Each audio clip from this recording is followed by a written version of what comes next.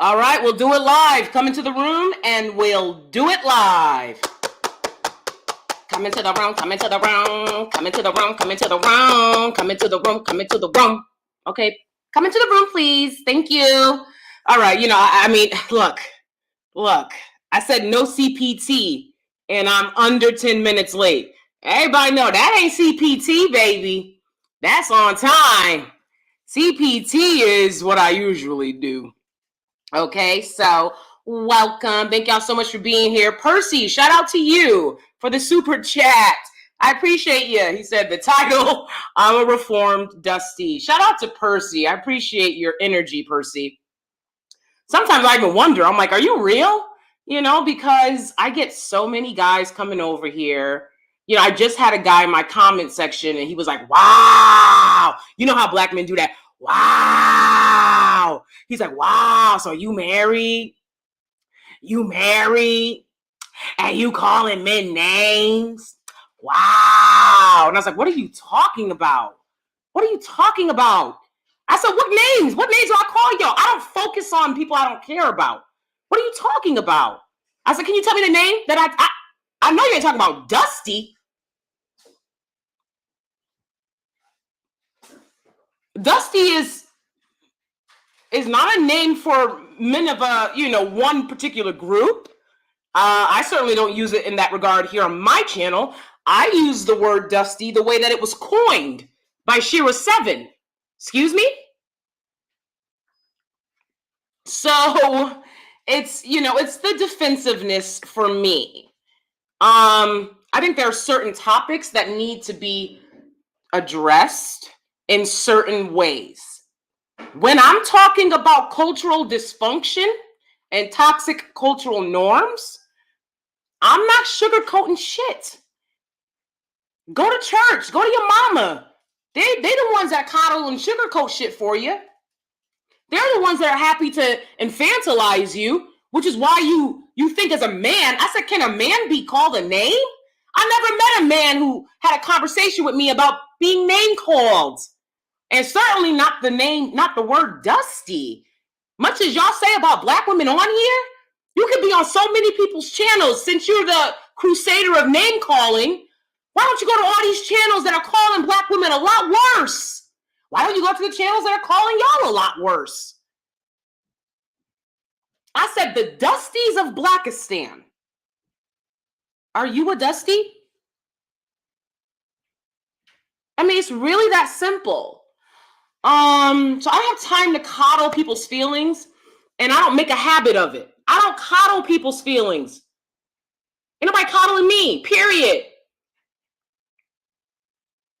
I've coddled long enough. I'm tired of people coming over to my channel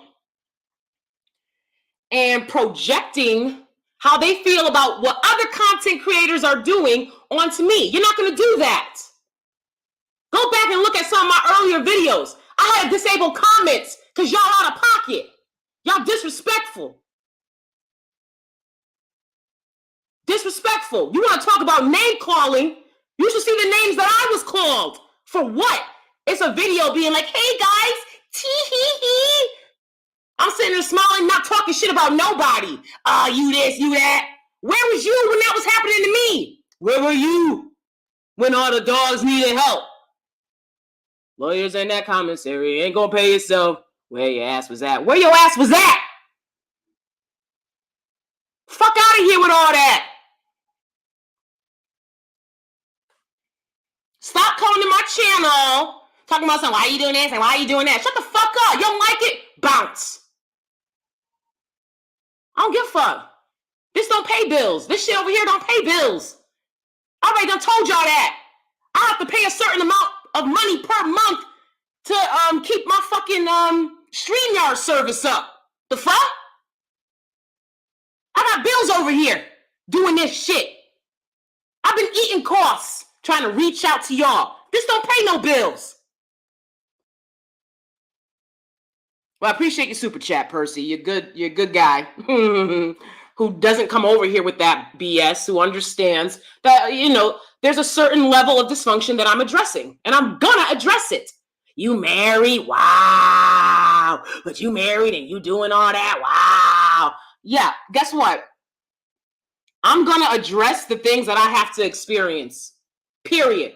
When y'all stop the street harassing, when I can walk in New York City and not be catcalled, not having dudes in chicken suits running up to me trying to hit on me, how dare you? You're in a whole goddamn chicken suit.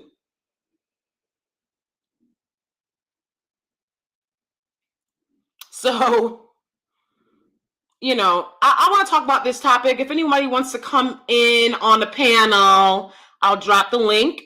Just let me know. And you can't troll me, because if you come in acting stupid, you're just gonna be used.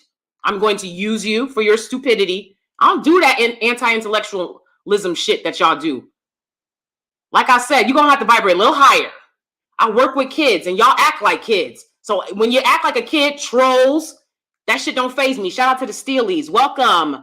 My name is DanieSteel. This is DanieSteel, home of the purple print. Thank you for tuning in. I work with kids and y'all act like kids. I'm gonna give it to look. My kids know. You gotta act right. You gotta be respectful to get respect. Okay. Shit. So yeah, oh my God, Percy, did you give me another one? Are you a millionaire? God damn, that's why he over here flirting with the girls. Percy be over here trying to get y'all attention. Y'all know that. Percy says, yes, I'm real. Even though I don't like to see my women divest, I have to see people from their point of view. My view isn't the only view. All right, now, I'm telling you, Percy acting like he got it like that. All right. I appreciate that, Percy. I mean, it's good to hear, because sometimes, you know, I'll be like, are people crazy? Are they just crazy? Because this shit is crazy. You know, this title and this conversation stems for me from a live that I did. Well, not a live. I was in a C house room, a ratchet C house room. And, you know, I usually get more views on my videos than they'll get the whole day sitting in that C house room, not making no money, not doing shit. You know what I'm saying? Yes, you can come up. I will drop the link in a moment. Okay. My world says I'm in a meeting, but I'm playing the video and we'll read the comments until this meeting is over. Okay, my world, you go ahead. That's a boss lady. That is a boss lady. Life of Joshua and Dava says, I'm new. Found you from your last video and that ish was lit. Subscribe. Thank you. Thank you so much. Yeah, I appreciate it. You know what? I'm sorry, you guys, but just give me a second, because I noticed that I was sniffling a little bit.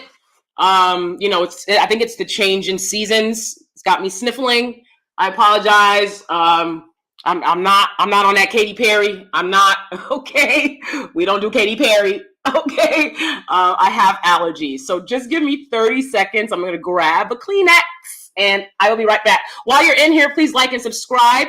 Again, leave Black girls alone. I will drop the link as soon as I do a little bit more intro into the video, and then we can talk further on this. Okay, so please give me 30 seconds. I apologize.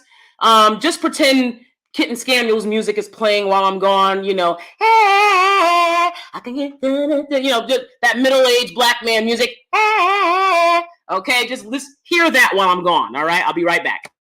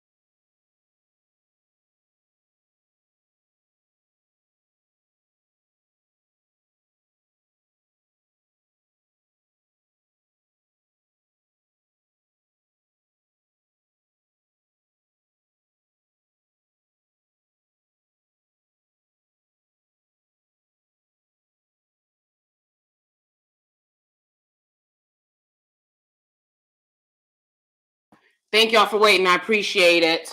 Hopefully no more sniffles because I'm short on Kleenex. Okay, so we're back. Let's get into it. All right. I really appreciate y'all for waiting through that. I was like, oh my God. It's my show. I can do what I want. Okay. No, I appreciate it. I really do. So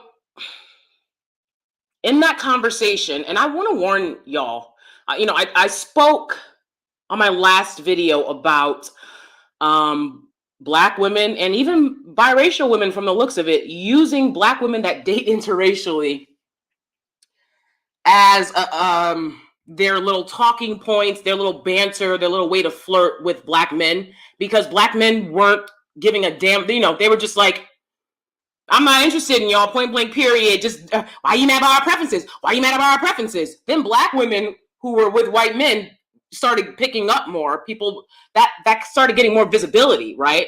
And then all of a sudden people were like, oh yeah, they want us, they want us. I'm like, okay, it's not you because you're not in the relationships, right? So stop using that as a talking point. I believe that room was set up by the girl. Said she was biracial. She looked biracial and or light skinned, certainly. She said she had a white dad and a Black mother. I don't believe that. Even though you do see, you get the occasional small portion of these people who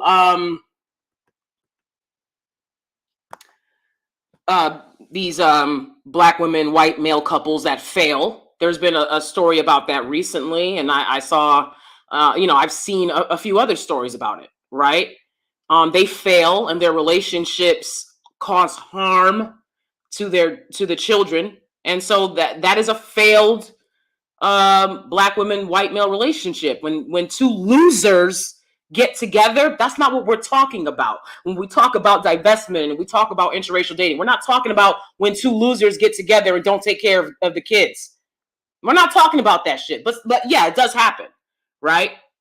But what I've noticed with Black men, white women relationships is more of just a lackadaisical, just could care less type of attitude about how race impacts their children, right? So I think it's different generally with these couple combinations. Anyways, I believe that was a setup. I believe that this biracial girl and these Black men, because the only people that were moderating was the biracial girl who claimed to have a Black mother and a white father and was married to a white man. And her and some dusty ass dudes and some hater ass meemaws, Tammy mammies. Those were the only moderators on the stage, but they were having a discussion about Black women marrying interracially, and she had some old ass looking picture where she was sitting in some like old ass looking car. I was like, you don't look leveled up. So I mean, you know what I'm saying? Like, if it didn't level you up, but if it didn't level you up, sis, why is you talking about it? And random Black men would come into the room and be like, why is this non-Black woman talking about who Black women should marry? But they never got an attitude with her. They never yelled at her. She was calling them trash. She was calling them worthless. Okay, I actually got up there and said what I'll say right now, and I've always said, I don't subscribe to your gender war. I already did a video on that shit years back. It don't faze me. That's y'all problem. I don't think small. So anybody that wants to engage in that shit can go ahead. But this topic here is something that I feel needs to be touched upon, because I believe that they try to gatekeep Black women's Blackness and femininity, right, as a way to kind of hold it hostage, right, for them to say, look, well, you can go over there or you can go here and you can do this or that, but you ain't Black, right? They all of a sudden they become Biden. You ain't Black. I'm like, why you can't do other things that Biden did, like make some money, get some power, right? Why is the only thing you can do like Biden is say you ain't Black? So watch out for those low vibrational C house rooms, because I believe that they are set up. I believe that these people sit in there broke, dusty, pathetic, waiting to pounce on, I was like, and I was making shrimp and salmon for my husband, and I'm getting distracted by this fucking worthless phone call. It's like, I have better things to do. You guys brought me on the stage because your stage is raggedy. Like your life. Right? So watch out for those raggedy sea house rooms. Honestly, if you don't know the person, you can go in to listen. That's what I did. I made the mistake of them inviting me up and me telling them what I just told y'all. What I told y'all last video. Stop using black women that are married to white men so that y'all can sit around and flirt with each other. You guys are weirdos. Right? And it was, oh, you this and you that. And it was like, wow, and repeating Kitten Scaniel statistics that mean nothing. He did not graduate college. I spent 7 years there. Okay? He doesn't know more than me. I don't care what he says. I mean, he knows more than me about cologne. He knows more than me about fanny packs. Yes. So, here's what I think dusty black men, okay? This is a particular group of men. I know black men who work hard. They're married to black women. I know good black men that actually care about black women. I'm not talking about those types of black men. I'm talking about dusty black men, of whom it is prevalent in Blackistan. You have to understand that when you're talking about it. It could be very well at least 50%. Okay? It could be 50% of Blackistan is dusty easy with the men. All right? Let's say it's 75. Okay? It's no shade. It just is what it is.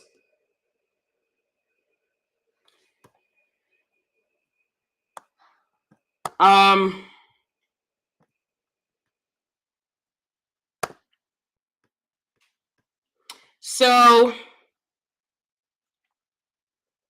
I think that this is what these dusty black men that are in these social media spaces still don't understand about women when it comes to women, right? Because they're always like, a man, I'm a man, are you a man? A man. Okay, that's great. What do you know about women? Not one goddamn thing. They can tell you all about mama. No, women. What do you know about women? Not your mama, women. Okay? Here's what they need to understand about women. No woman. Listen up, guys. Listen up. Percy, this for you. You wanted the heads up? No woman is going to submit to two men. Do you follow? Do you follow? No woman is going to submit to two men. If she's got to go into work and work morning to night on her feet, submitting to Dwight man, the chances of her coming home and submitting to you are low. And it just is what it is. You need to structure your communities.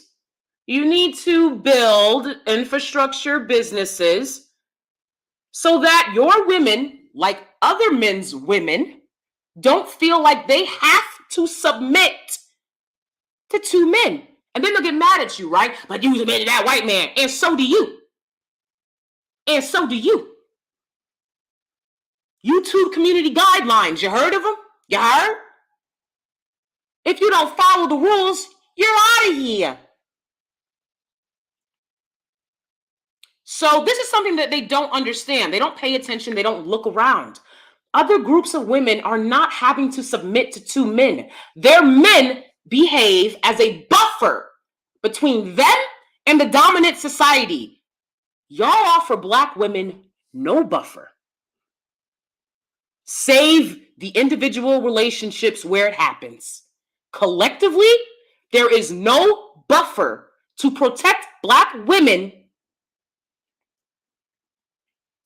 from the ramifications of living as a minority group in close proximity to the dominant society. We're not overseas. We are right here. You're right here every day. They're in your face, telling you their fucking opinions, trying to touch your fucking hair, giving you unsolicited opinions. Ain't no woman gonna deal with that 24/7 at work and then come home and submit to you. Y'all abhor the idea that you have to make life easier for your women, but you do. Every man has to make life easier for their women, the way they expect women to make life easier for them. And if you don't, you're not going to get submission.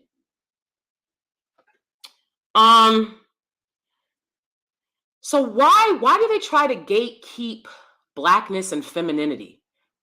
Two things that are not theirs to gatekeep, because they don't own the NBA, they don't own the NFL, they don't own the rap game, they don't own businesses like that, they don't own industries, they don't provide jobs. You don't have to go to them for nothing. You don't have to go to them for nothing. So as you're minding your business, not having to go to them for nothing, they'll pop out of their fucking gerbil and mole holes, whack-a-mole. They pop up like whack-a-moles to let you know, oh, hey, while you're living your life, oh, by the way, you're not black. You're not black because you date interracial, and you're not black, right? And then when you're not dating interracially, right? But you're saying, well, I don't want to submit to a man that doesn't, oh, like, that's not feminine. See, to be a wife. Why they know all about being a wife and being feminine? Do you know about building a bridge? Do you know about controlling industries? So you have some power to leverage so that you can compete with other men and stop talking about wigs all day? Do you know how to do that? No.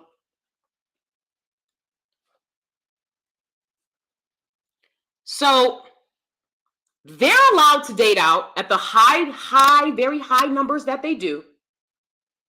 They're allowed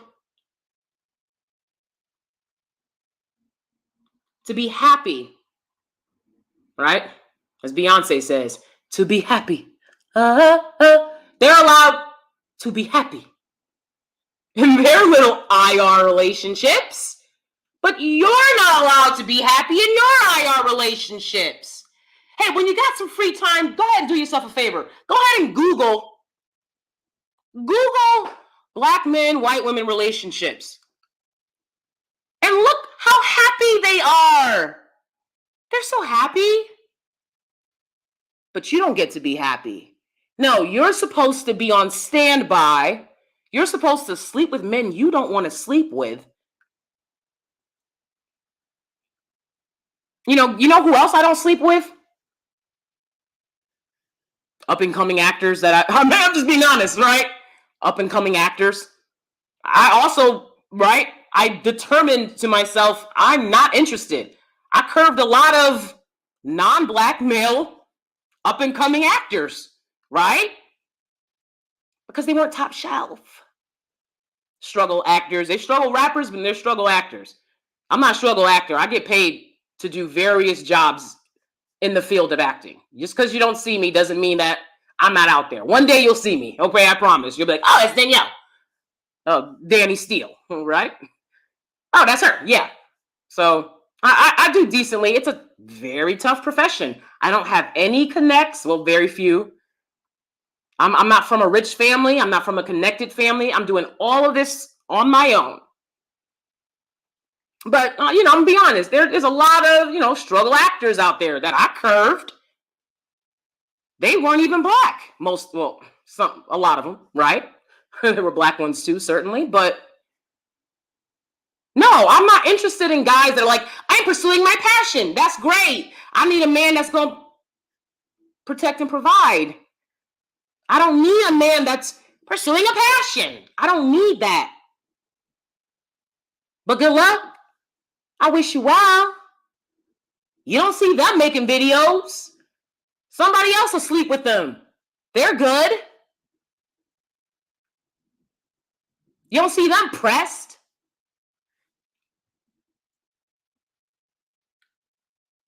It's a double standards and hypocrisy for me, honestly. And they do this to keep you scared, to keep you from speaking out, and to keep you from divesting. That's why they do it. This guy came to my channel and he was like, why are you calling us names? Dusty? This is something you feel is a name? This is something that you would waste time to communicate with me about? You is or you ain't. If it don't apply, let it fly. Y'all be sitting around talking about all these baby mamas, this and that all day. You want to see me under a post being like, you talking to me? I know you ain't talking to me.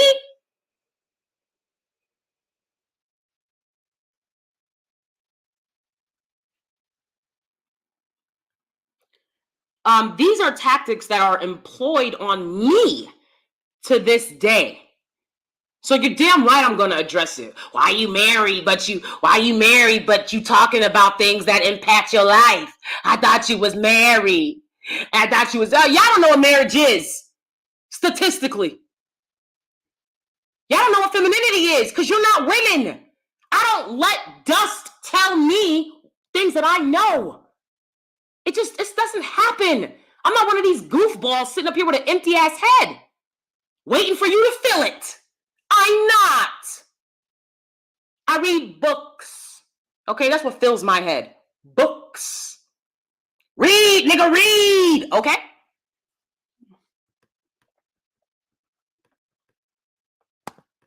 What's up, T. Thomas Resurrected? Good to see you.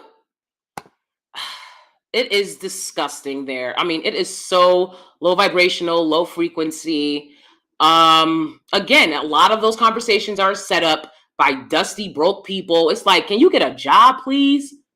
Can you please go get a job instead of sitting around all day on your phone, waiting to have free conversations? Y'all weird. Y'all weird. Mad at Black women that decide to do something with their life. Kick rocks. I love, however, I do not sit in those rooms. Toxic as, yeah, exactly. You know what? I go on C House. I go into, artist spaces, writer spaces, spaces talking about psychology. When I'll go into those spaces from time to time. And sometimes when I do that, I'll get bored and I'll be like, oh, what are they talking about in here? In this obviously ratchet ass room. And sure enough, it'll just be ratchet, the same conversation, the same circular conversations. Like, it's so pathetic. Nia says, Black men would tell me I was Black. I'm mixed, never said anything else when I date them. When I started going out with non-Black men, they revoked my Black card. Exactly. Exactly. Nia brings up a perfect example. They do this shit all the time. They sit up there, their preferences. What they doing with Brittany Renner right now? Oh, she this, she a predator, she this and she that. Why? Because this dude wanted to F raw. Y'all know y'all love to F raw. It's not one woman I know in a relationship with y'all that won't be like, he loves when it's raw.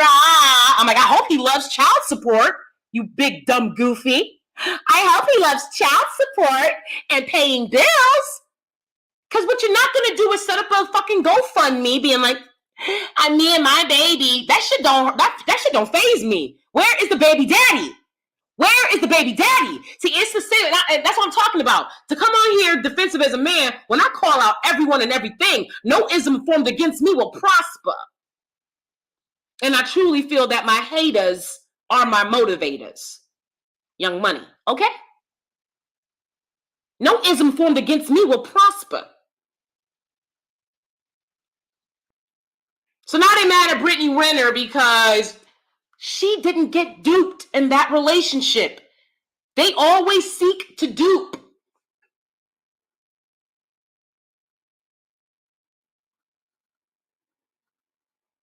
They don't own no businesses. You get it, I see so many public freak out videos of them getting in arguments with people, and the person goes, I'm gonna call the cops. And they're like, wow, you gonna call the cops? Y'all need to worry about that shit, not wigs. Y'all need to worry about, because somebody said that shit to me, I'm not fazed. It don't faze me. So if somebody, which I've never been told that, if someone told that to me, I'll have my lawyer on the phone. You'll be sued before you even make the call. And all of that will be a part of my testimony. Y'all need to figure out why you live in a society where you're the only ones that someone can say to you, I'm going to call the cops. And now you got to change everything you're doing, whether you're right or wrong. Why are you talking about wigs? Why are you gatekeeping blackness but giving out blackness at the same time, right? Bad Baby, Danielle Bregoli, they gave her a black card. They gave her a black card. She blackfishing for life. They gave the Kardashians they black cards. They got black children. Those kids don't look black. They look biracial. The way you created them to be. You create them to be biracial and then you say they're black. And it's a fucking joke. Again, majority of biracial people in America are the product of a black man and a white woman. The majority of biracial people in America. There's tons of different combinations of biracial you can be, which is why, again, I believe that if a biracial person, I've seen a lot of biracial people say, I'm biracial black. And I believe they can do that. And black people will be like, how can you be biracial and black? How can you be biracial and black? You're mad about them calling themselves black, right? So they just said they're biracial black. They're pointing out to you the culture, I believe when they do this, the culture that they identify with. When a biracial person doesn't identify as that, they'll just say, I'm biracial. They don't try to, slide on into blackness. Not everybody wants to be black. Okay, look at all these dusties. They don't want to be black. That's why they always seek out lighter skinned women. They don't want to be black. Because they don't want to go into a store and, have somebody bump into them and then they say something to that person and the person says, I'm going to call the police. They're tired of dealing with that. I've had black men tell me, I didn't want my kids to be dark.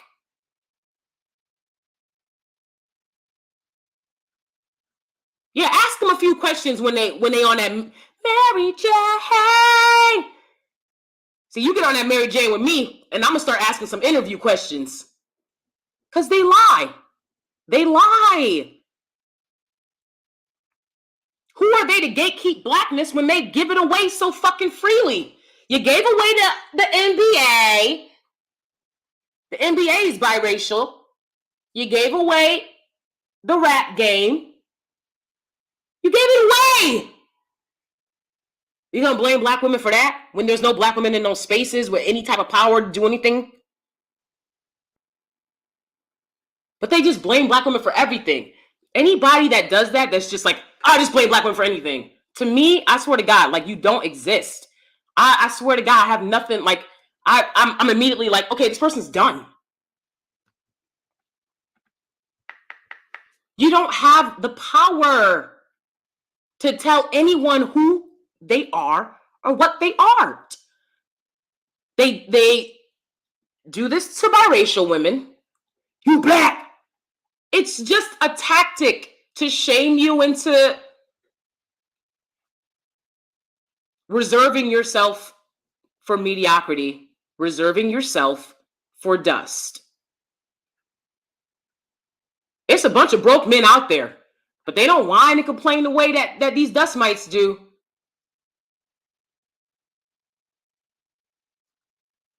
I'm not your mama. I don't care about all that whining. A lot of these pick-me women will be like, well, we gave birth to them. And no, bitch, you gave birth to them. Okay?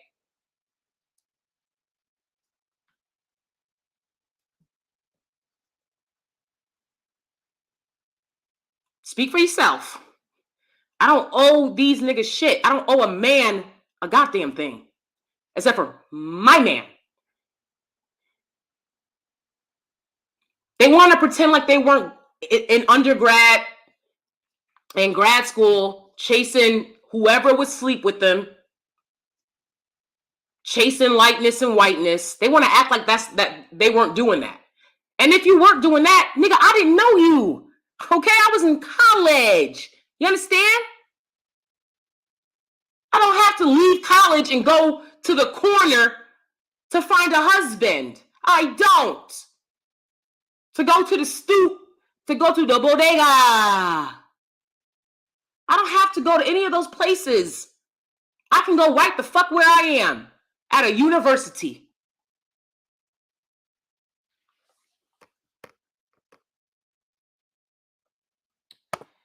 Undefined artist says, just too much policing going on with women's individual choice. Exactly. Absolutely. And you know, Chrissy made a really great point in her last video, right, about the ride or die chick. And I thought that this was a very great point. I was going to make it anyways. And hearing her say it in the video, I was like, yes, this is perfect, right? And what she says is, the ride or die chick is celebrated and shamed. So it don't matter if you lay up with them and you love them. They're going to talk shit about you too.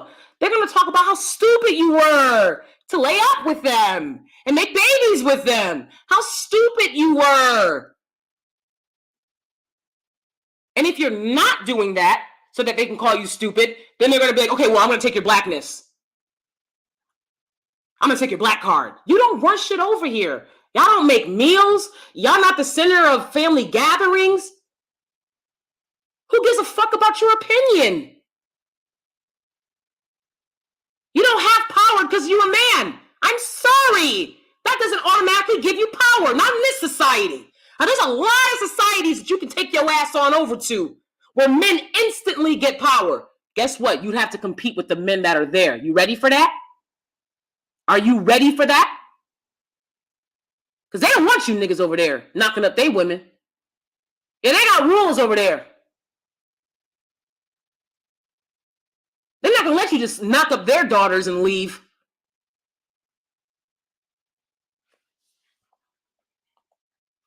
Leave Black Girls Alone says they just want us to be their mules. They like the status quo and they don't like us getting out of line. Absolutely. Absolutely. So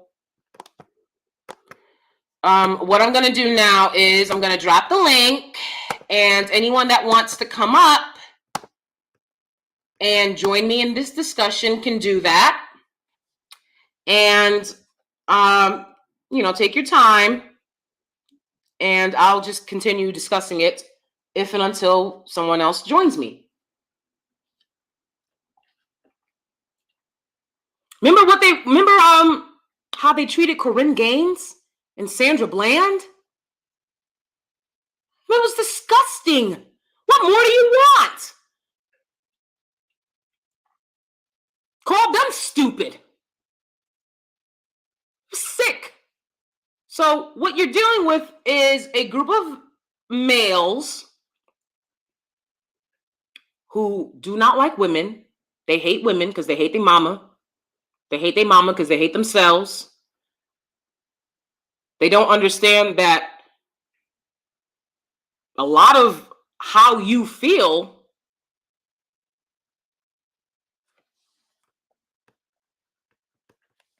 is because your deadbeat daddy left you. He didn't help see you through life. He didn't do his job. We have a deadbeat daddy crisis in the Black collective.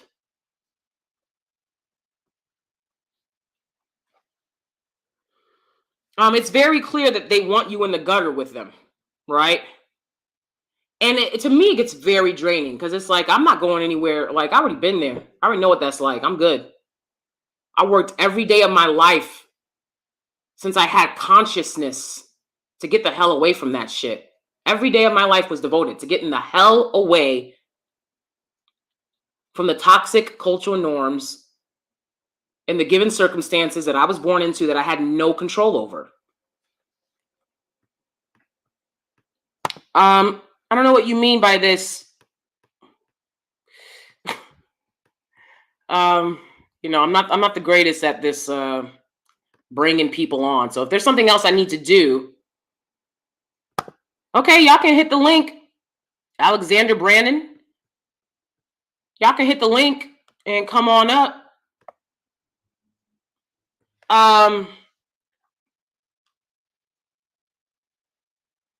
It's a lot of excuses. I don't do excuses. I don't. Nobody allowed me to have any excuses. When my mother passed away, I had to go to school and take the exam and play in the basketball game. I had to continue on. All right, we got some people coming up. Excellent. V says, how is it they think we are terrible mothers and women, then get angry at Black women for even discussing not birthing them anymore? Make it make sense. Exactly. You should be throwing a party. You should be throwing a party because it's the same group, right? It's the same group of people. It's the same type of dusties. These aren't the intellectual ones. These aren't the ones that want to make change in their communities. And we have to be honest that there's a lot of selling out when it comes to when Black men do get power, political power. We've seen that throughout the diaspora.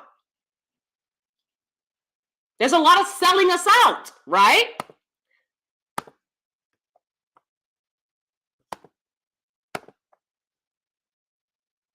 Okay, guys, unmute yourselves, please. You're on the panel. Hi. Hi. Hi. I hope ain't nobody on here to troll, because I've never seen you before, Alexander. Alexander Hamilton. What's up? Yeah, I'm good. I'm good. Hold on. Let's Alexander, please. Let's have Leave Black Girls Alone start first. She is a woman. And then you can go after her. Thank you, Alexander. Leave Black Girls Alone, please. Anything you have to say? Hi. Yeah, you can call me Jade if that's okay, easier. Jade. Sure. Yeah, so I started off, I just wanted to say, so I started off on TikTok and I was talking about a lot of Black women issues. And of course I got attacked and trolled and things like that. Mm-hmm. And a lot of people started saying like, oh, these are just trolls. You're giving trolls too much attention. But my whole thing of it is we've been hearing these same arguments for years, like since the beginning of social media. Mm-hmm. So y'all can't say this is just trolling. This is how they feel. And it's to the point where I'm literally like going through my TikTok chronicling everything. And I'm literally writing down point for point everything they say because it's all the same. It's just repeated over and over again. Yep. And I'm sorry that happened to you, Jade. I've gotten trolled a few times for making hypergamy jokes. I got trolled really bad on a video here on YouTube, and it was by a bunch of weird incels. I'm like, please leave me alone. I don't talk to you guys in real life. But there definitely Leave is. Black girls alone. I know. Please leave Black girls alone. Yeah, it's definitely. And when you say you were trolled, Jade, was that by Black men and Black women? The trolling was mostly from Black men, but there were a lot of Black women either defending Black men. That's what they were doing a lot of the time, defending them. But it was still like, it doesn't even make any sense why you're defending them, because one, they won't defend you, and two, I have examples of them literally arguing against the women that are defending them. Right. Exactly. Like I said, they don't like women, so they're going to attack you for anything. If you lay up with them, they're going to attack you for that because you were stupid. If you don't lay up with them, then you ain't Black, right? So it's always something with these guys. Absolutely. All right. Let's hear what Alexander has to say. Alexander, unmute yourself and go ahead. Yeah. I'm starting to see that too. I think earlier today I was on there is a Black woman named Sydney A. She said that the divested, she was talking bad about the divestors, and I'm saying, how come Black women, and she said that Black women need to be desired in Blackistan before they get with anyone else. And as a black man, I'm like, that's that's funny because I see black women going into divestment and actually being happy with their non-black spouses. And she said black women there with or with beta Asian men. I'm like, see this, and that is the problem because she is in the black male worshiping culture too. And she had the nerve to call me a psychopath because I didn't agree with what she said. And I brought the statistics of black femicide. And I told her it doesn't matter if it's a Tyrone or an educated lame. They could turn around and kill you. Mm, She didn't want to believe a word I said. mm, This and the fact that she has 3,800 3K subscribers actually lets me know that that the black women she's talking to have the black male mindset. And to tell you the truth, I wouldn't marry a black woman who has the Kevin Samuels mindset. mm, I mm, wouldn't dare do it because she's already if, because if you're a black woman and you're listening to Kevin Samuels, you're already damaged goods. You mm. need to start listening to True. him. True. That, thank you, Alexander. I think that you made a lot of great points there. And again, it's good to hear that men are understanding that women have autonomy, women have rights to choose the men that they're with. We live in a culture of people. We live in a culture where um, there's a lot of entitlement that men feel to women. And you are not entitled to any woman, just like women are not entitled to any man. Everyone has to work and do their part and do various things, to get to mate or date the person that they want to be with, right? Nobody owes you anything in this world. And it's very weird that there's this like backwards, unprogressive idea that, men are just entitled to women. So I'm glad that you understand that, Alexander. Is there something else you want to say, Jade? On the lines of being entitled to women, well, them Mm-hmm. feeling entitled to women, they definitely feel entitled to us, but they don't feel like we're entitled to them. And something that Mm-hmm. I talk about is protection. Why aren't black men protecting black women?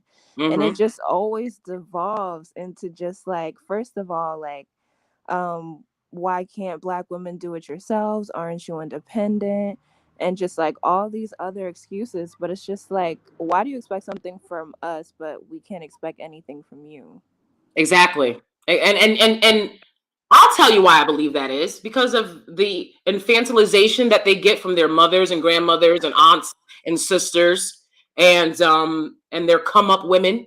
I think it's the culture of infantilization, um, the coddling, the black male worshiping culture, right? They can do no wrong. And they really feel just entitled to any woman. And it was women, want a man, and bigging them up that made other women desire them so. It was y'all doing that made, well, not y'all as in you, Jade, right? But it was black women, right? Constantly big upping them when they weren't doing the same. They was already talking about, Papa was a rolling stone, whatever, they was doing all that 60s, 70s. They was, soon as they passed that law to allow them to interracially date, they did it with reckless abandon. And there's been a lot of cases of they sometimes you will hear them speaking very giddy about black women that are harmed in interracial relationships. I'm like, you guys have literally been murdered for it. What are you talking about? Y'all don't even have to be in a relationship with them. Just look at them wrong. They can lie on you at any moment, and yet you run and flock to them. You find no value within yourself, and you're constantly chasing proximity to get to one of them. And again, this is why I tell you, this is why I believe I was personally, black sheep in my family as an adult, because my relationship with my husband is a reminder to all of the many black men around me who decide to date out that doesn't make you a white man. That doesn't make you a white man being with her. You see the difference? You see the difference? So they don't want me around because they want to put on their little Tiny Tim wigs and pretend to be, Dwight man. And it's all because they've been allowed to do this for so long. And that's why I'm having discussions like this. Please understand. That's why I'm having discussions like this. I don't have them all the time, but I think it's important for me to make it clear that I want solutions in this. I want this shit to end. What's happening, the femicide of black women, the street harassment, the predatory behavior. We're tired of it and we want it to end. So you got to have the hard conversations. It just is what it is. Yeah, definitely. Anything? I agree. Anything else y'all want to say?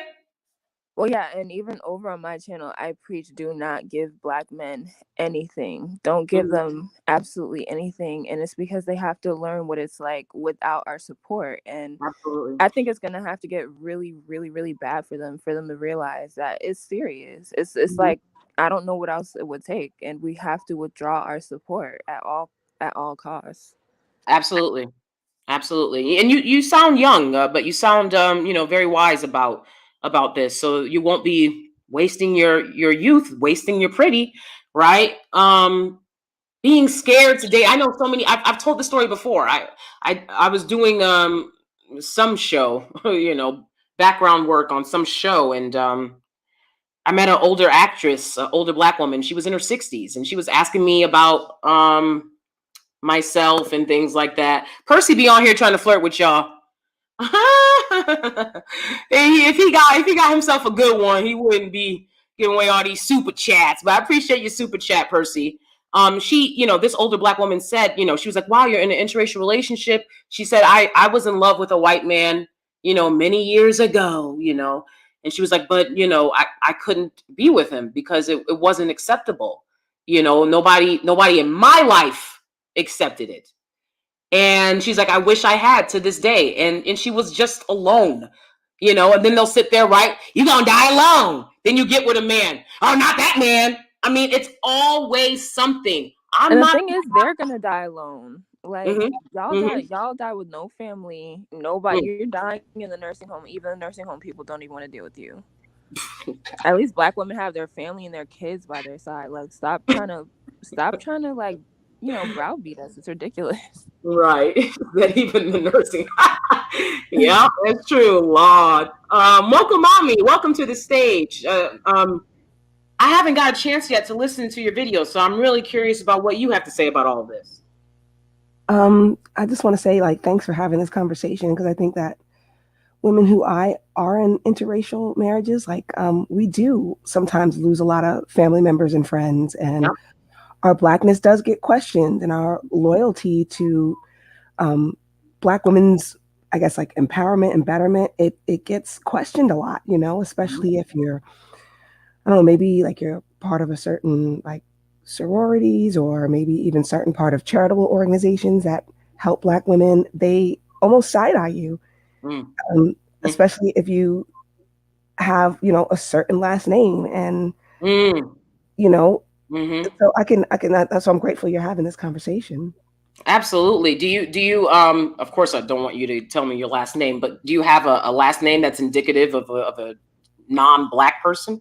Yeah, I do. Is it ethnic or? Yeah, my husband is from Puerto Rico, and he's Taino. Oh, so okay. Awesome. It's a hard to pronounce last name, period. You know what I mean? Because so yeah, it's a challenging last name to pronounce, period. And I just think when you explain it, they're like, what? you know, but I think people who know me are not surprised that we're together. It's been 20 years. Right. But when you first meet people or enter new spaces, you know, then they're thinking, you know, and you tell like your story and it's like, okay, how come that story doesn't match this last name? Especially this time of year when I do a lot of charities, because I do have a heart for Black children. I think that they should have a good Christmas, and times are hard. But then you'll go into these spaces and people will just assume that, you know, you have some kind of ulterior motive, or that you're doing it because you feel you have some kind of guilt on your conscience because you didn't marry somebody Black. And it's like, but you know, I've been binge watching your channel. I think we have somewhat similar experiences in that when you went to a lot of predominantly white educational institutions, you pretty much knew the Black men weren't checking for you there. Like, you got the memo pretty early. Yep. They made it very clear. And, you know, I've had Black men say to me, well, maybe it's because I'd be like, you know, my they're lighter skinned.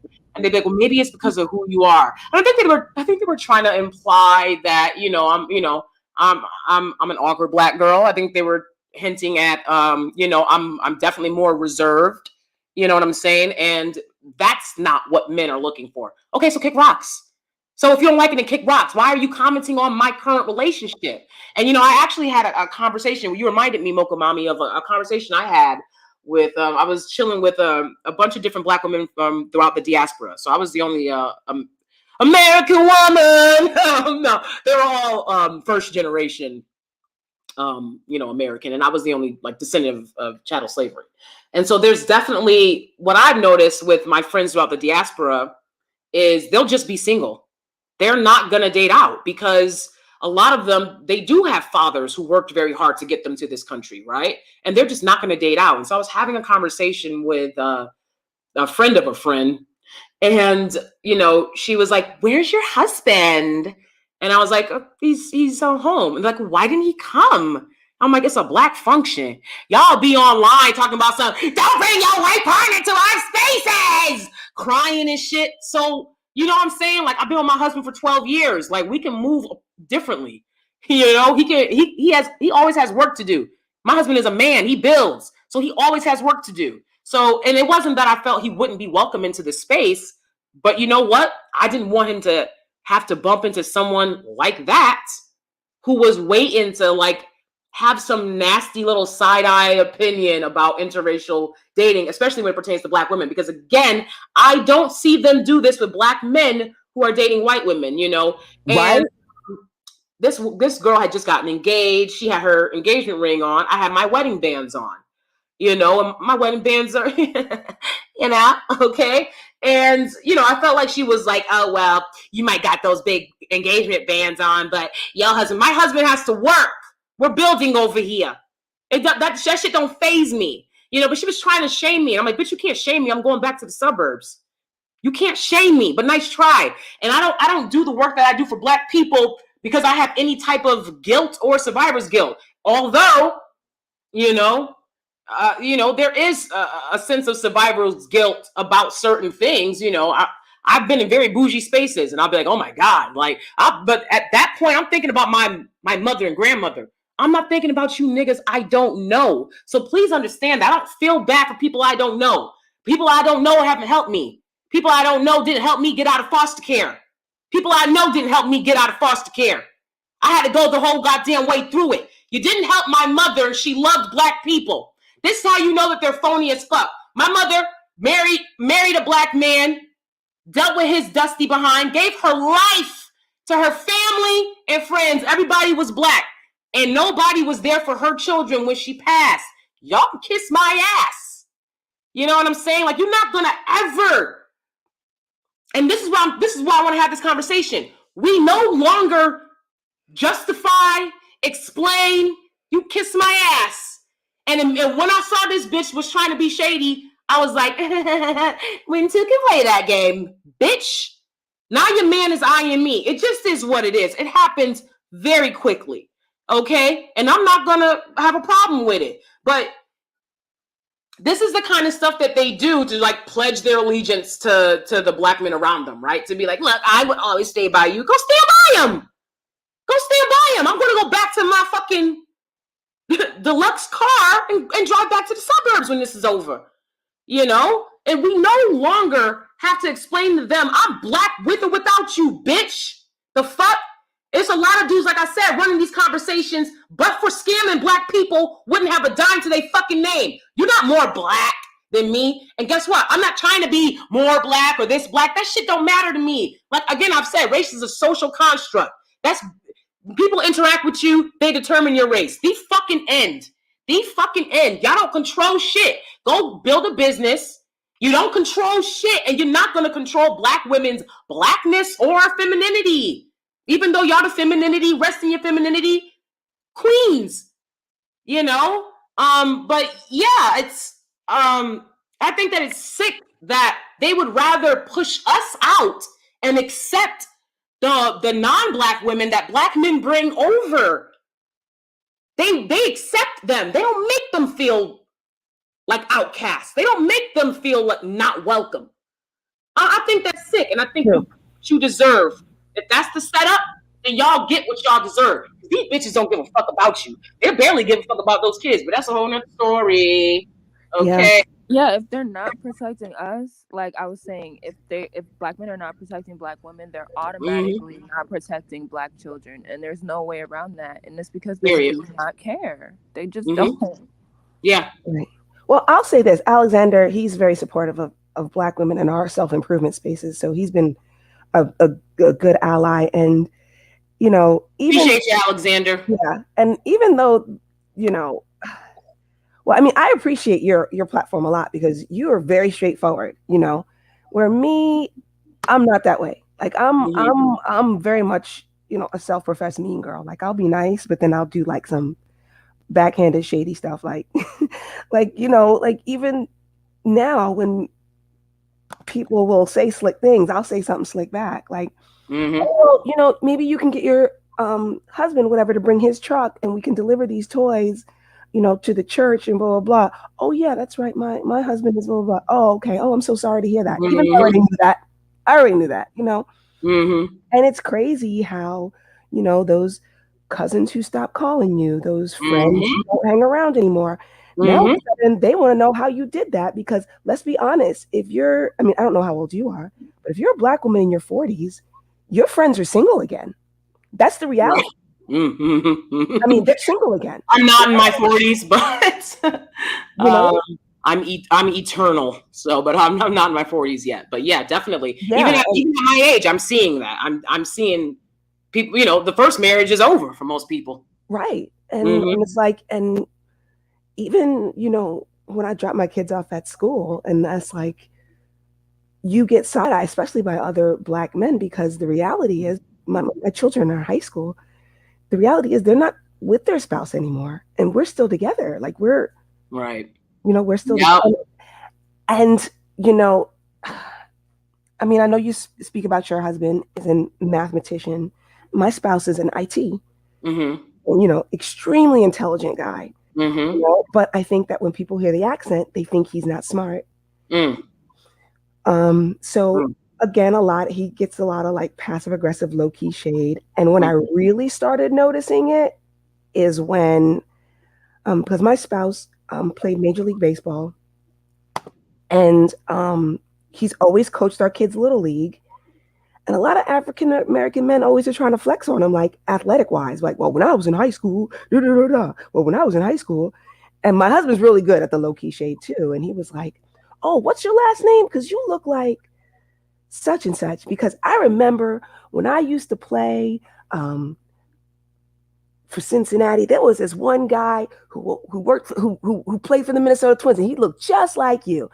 And you know, and so he just like tries to find a way to work it into conversation. Like, yeah, I've played this game at a very high level, so I am perfectly capable of teaching. You know, and it's like they're always trying to flex on him, like especially when it comes to sports. I played at the sport at the highest level, and people are always like questioning him, always making these slick comments, talking about, oh, well, the coach must be racist if he's putting you on the bench, or clearly he's not. His daughters are half black. Like, right. You know what right. I mean? Really, Yeah. And then the crazy thing about it is, you know how Little League can be expensive. We always make it a point to sponsor 2 kids, one for softball, one for baseball, who wouldn't otherwise normally be able to afford it. And so here you have these dads who come in a day late, $1 short, missed most of the games, most of the practices all season, but then want to go tell my husband what to do.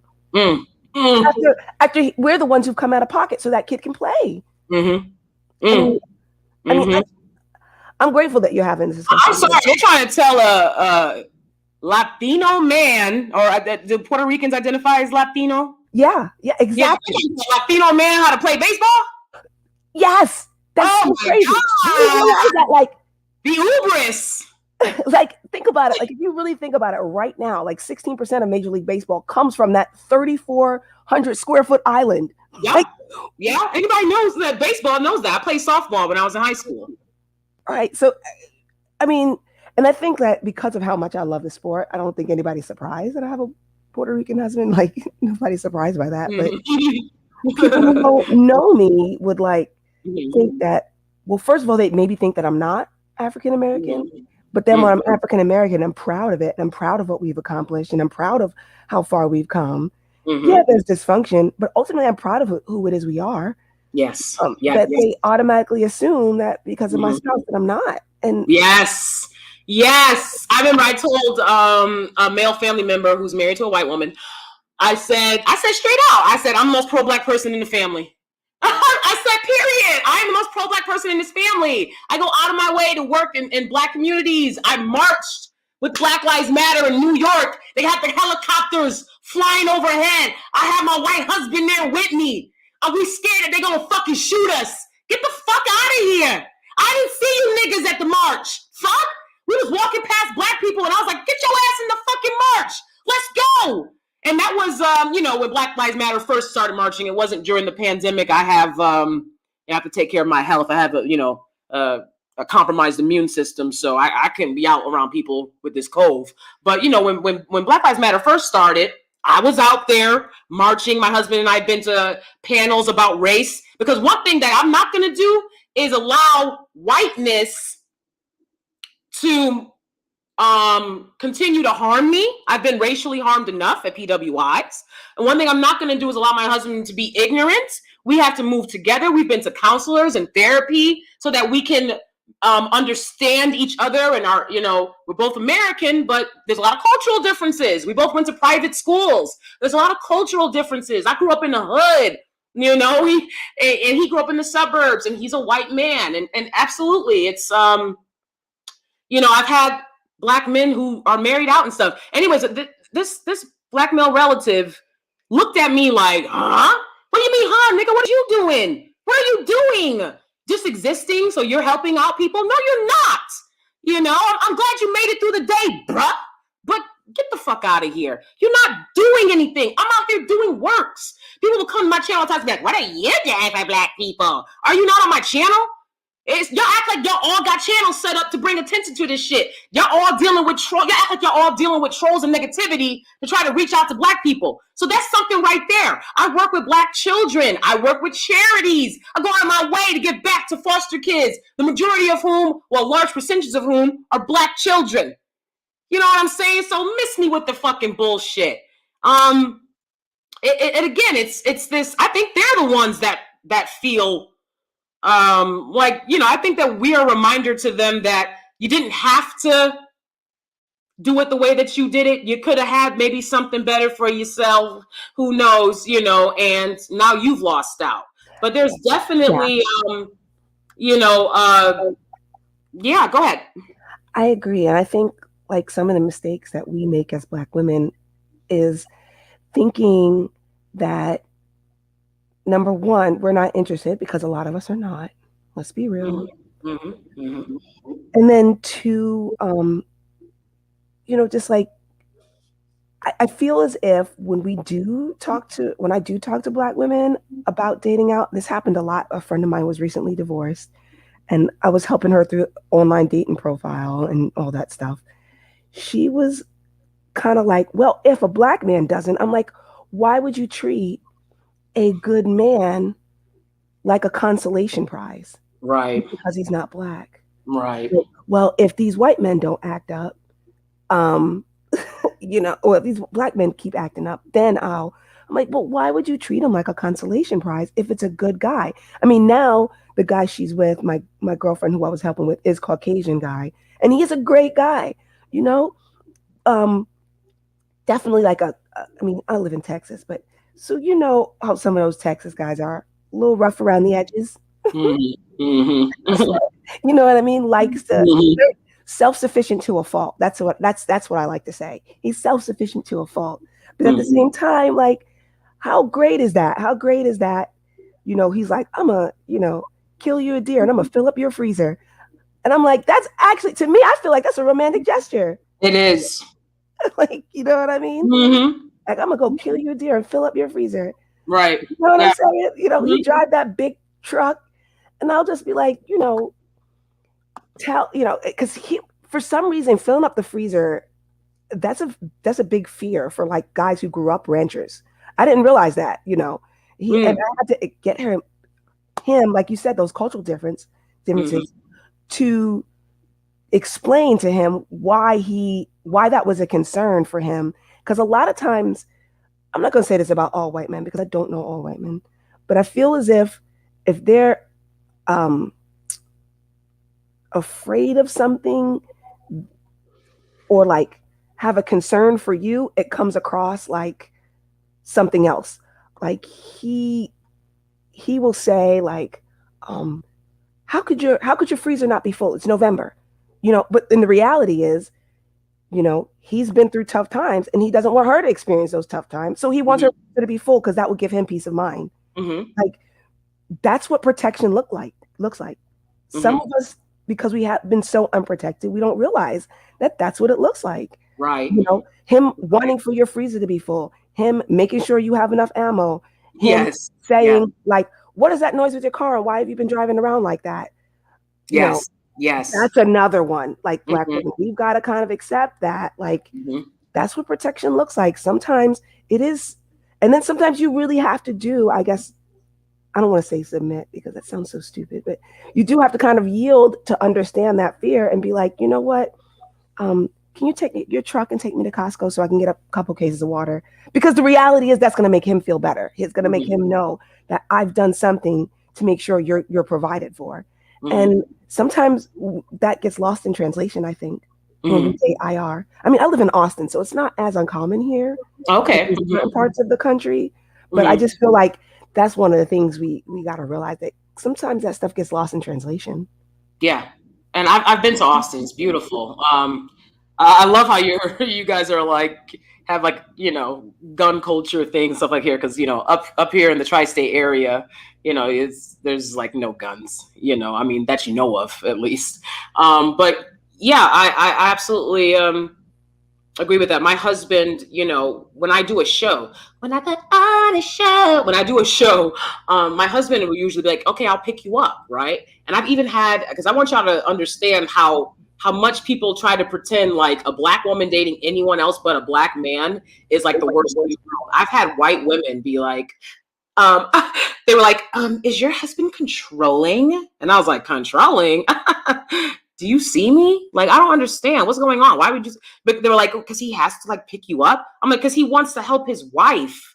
He doesn't want me to have to take public transportation back home. Like, what are you talking about? I don't live like within the city. We live outside the city in the suburbs. So, you know, but it was just like this, like, you know, I know a lot of women, especially like in my circles, it's very liberal. It's very artsy.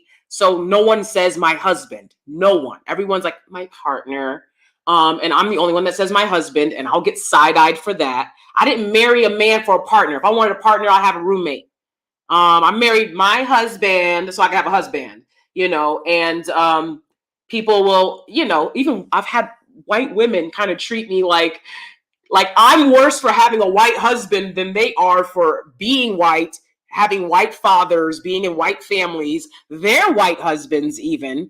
You know, it's really this like, who do you think you are type of attitude that you get from people. I'm like, this man doesn't, if, you know, I'm not with my husband 12 hours a day, he's at work. So I don't understand how being married to him all of a sudden means I don't have my life experiences. When I go to this store, I'm Black. And you know, again, we do this whole them gatekeeping race, right? Race is, I continue to say race is a social construct, but I also believe that people conflate race with culture, right? So your culture dictates who you are, right? It's not your race. It's not your race that dictates who you are.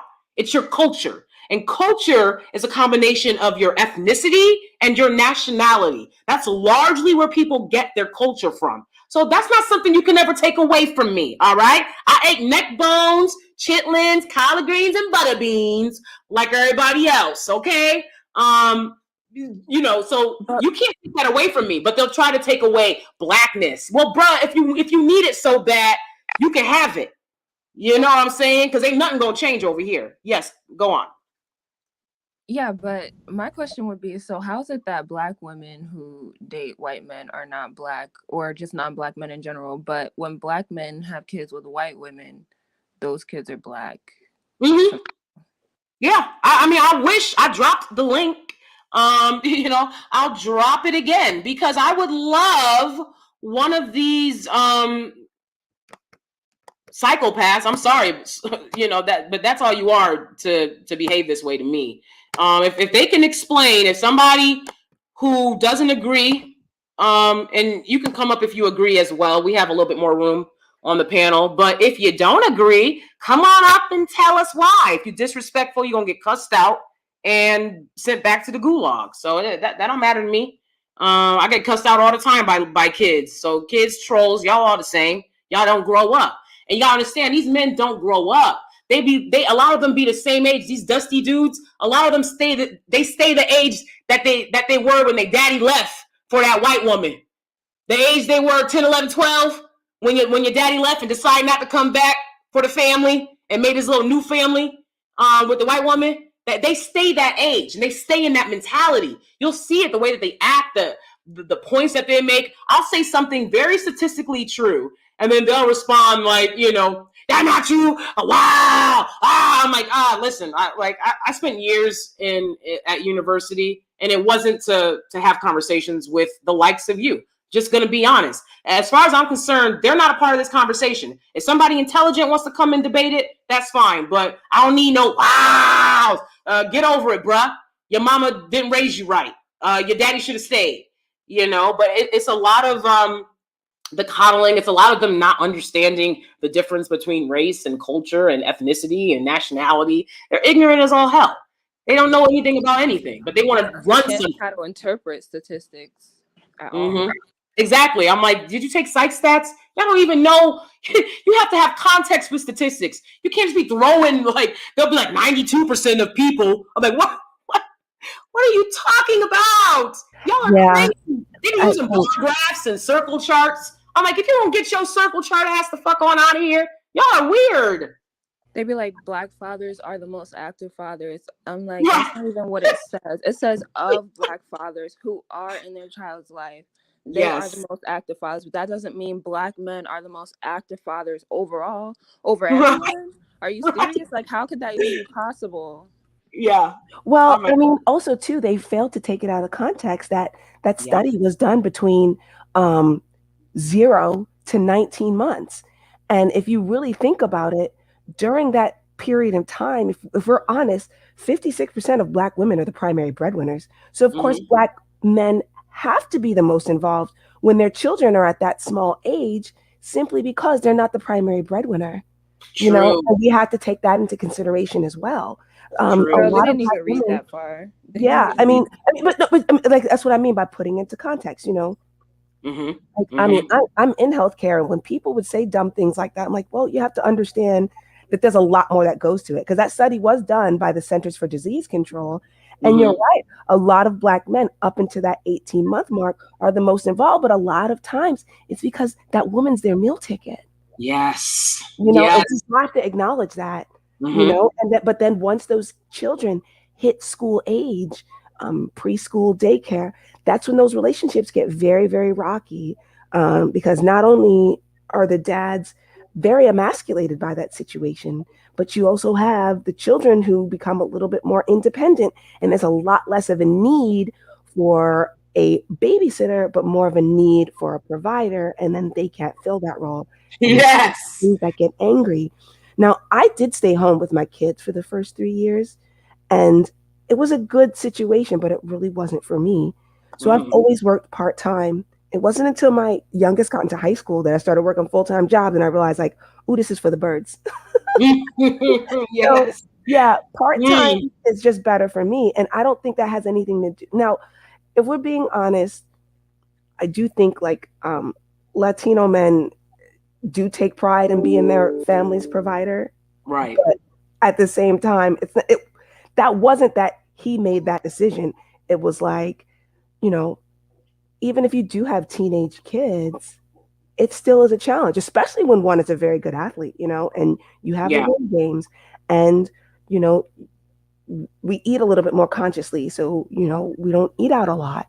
So that was a decision that I made for my sanity. Like, yes, I love my career, but at the same time, I also love my family. Yeah. And, you know, that wasn't a decision that was made out of him controlling me, but really what was best for our family. And people always think something nefarious is going on.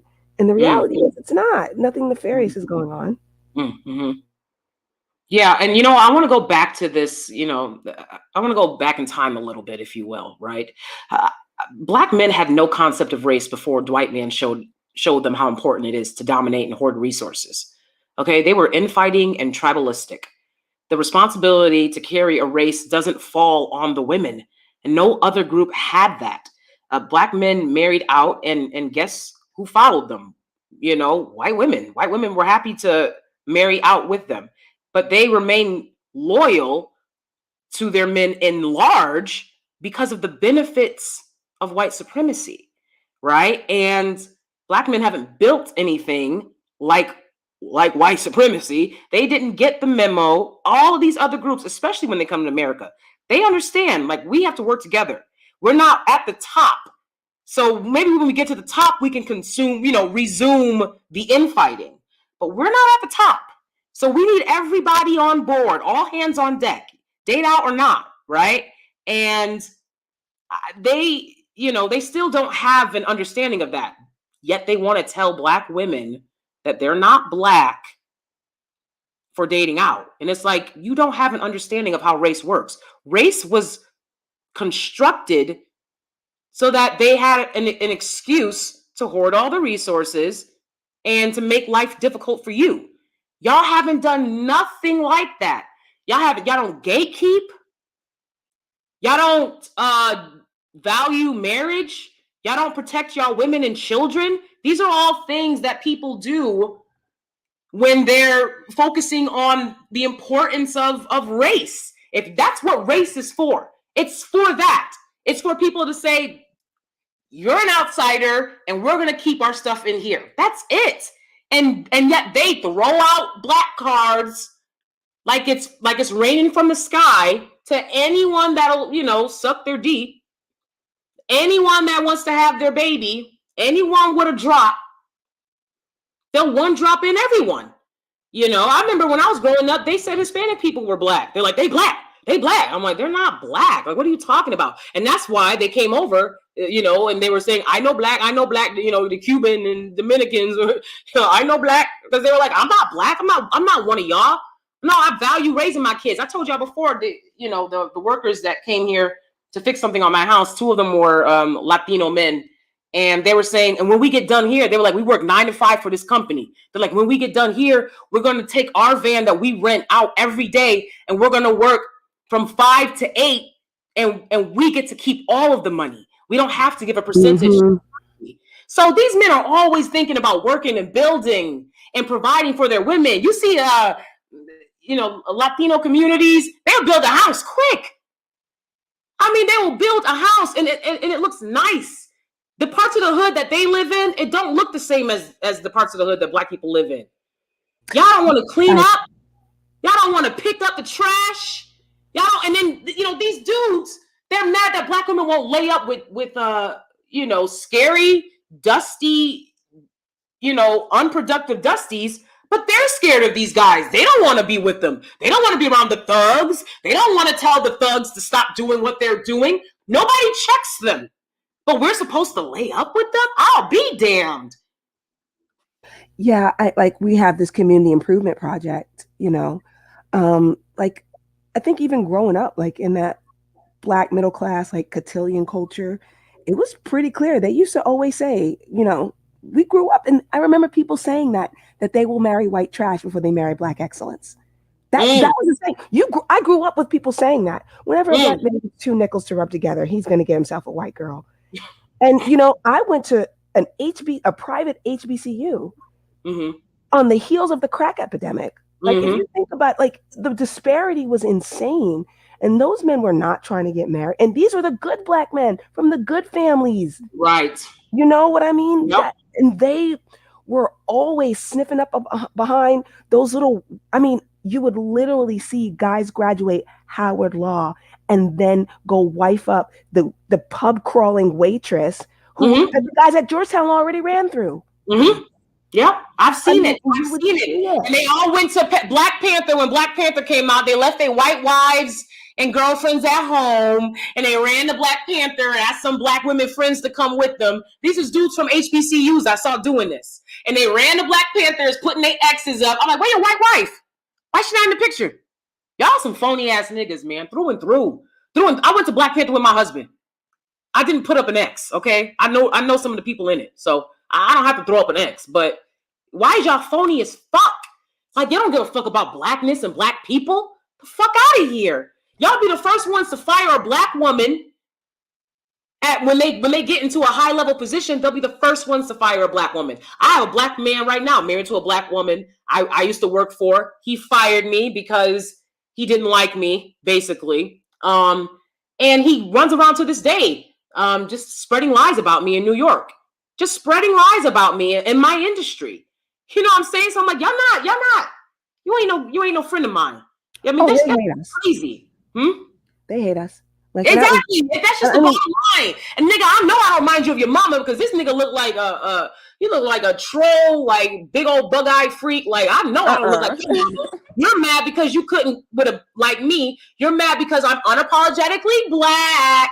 I'm helping these kids to love themselves, and he had a problem with it. You know what I'm saying? Because he wasn't doing that. In fact, when I went into the school to recruit kids to come join this program, him and the white woman that were with me stood at the table, behind the table the whole time. I was like, what is y'all doing? These kids ain't gonna come walking up to this boring ass table. You gotta go out and reach out to them. What the fuck?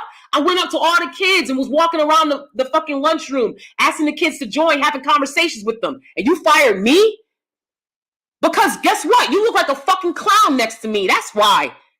Bitch, I don't need this job as much as you need it, because if you without a job, that Becky's going to leave you. And you know what? Speaking of Becky's, the reason that they have such an easy time in their Black men have such an easy time in their IR relationships is, and some of them last a long time, not most of them, but some of them do, is because other Black men and Black women particularly make them feel accepted. They make their experience easier. They force Black women to accept her. Or they're so Uncle Ruckused out that the white community they nest in actually tolerates them. I mean, I'm not willing to do that. I told y'all before, my neighbors, they don't like me because all the other Black, oh my God, Percy, you're crazy. You are absolutely crazy. All the other, I appreciate the super chat, Percy. He says, Danie, I'm new to the divestment movement, but if I ever meet or date a divested girl, will I ever be good enough? I see a lot of these channels popping up. Oh my God, Percy. Yeah, I'm gonna be real with you, Percy. Just throw some money at her. You'll be all right. I've already told you, Percy, you have to make a woman feel like you respect her, and how you can do that is, you pay for the first date, the second date, the third date. You pay for all the dates. Okay, I don't know how to make that clear to you. I've never paid for a day in my life with my husband.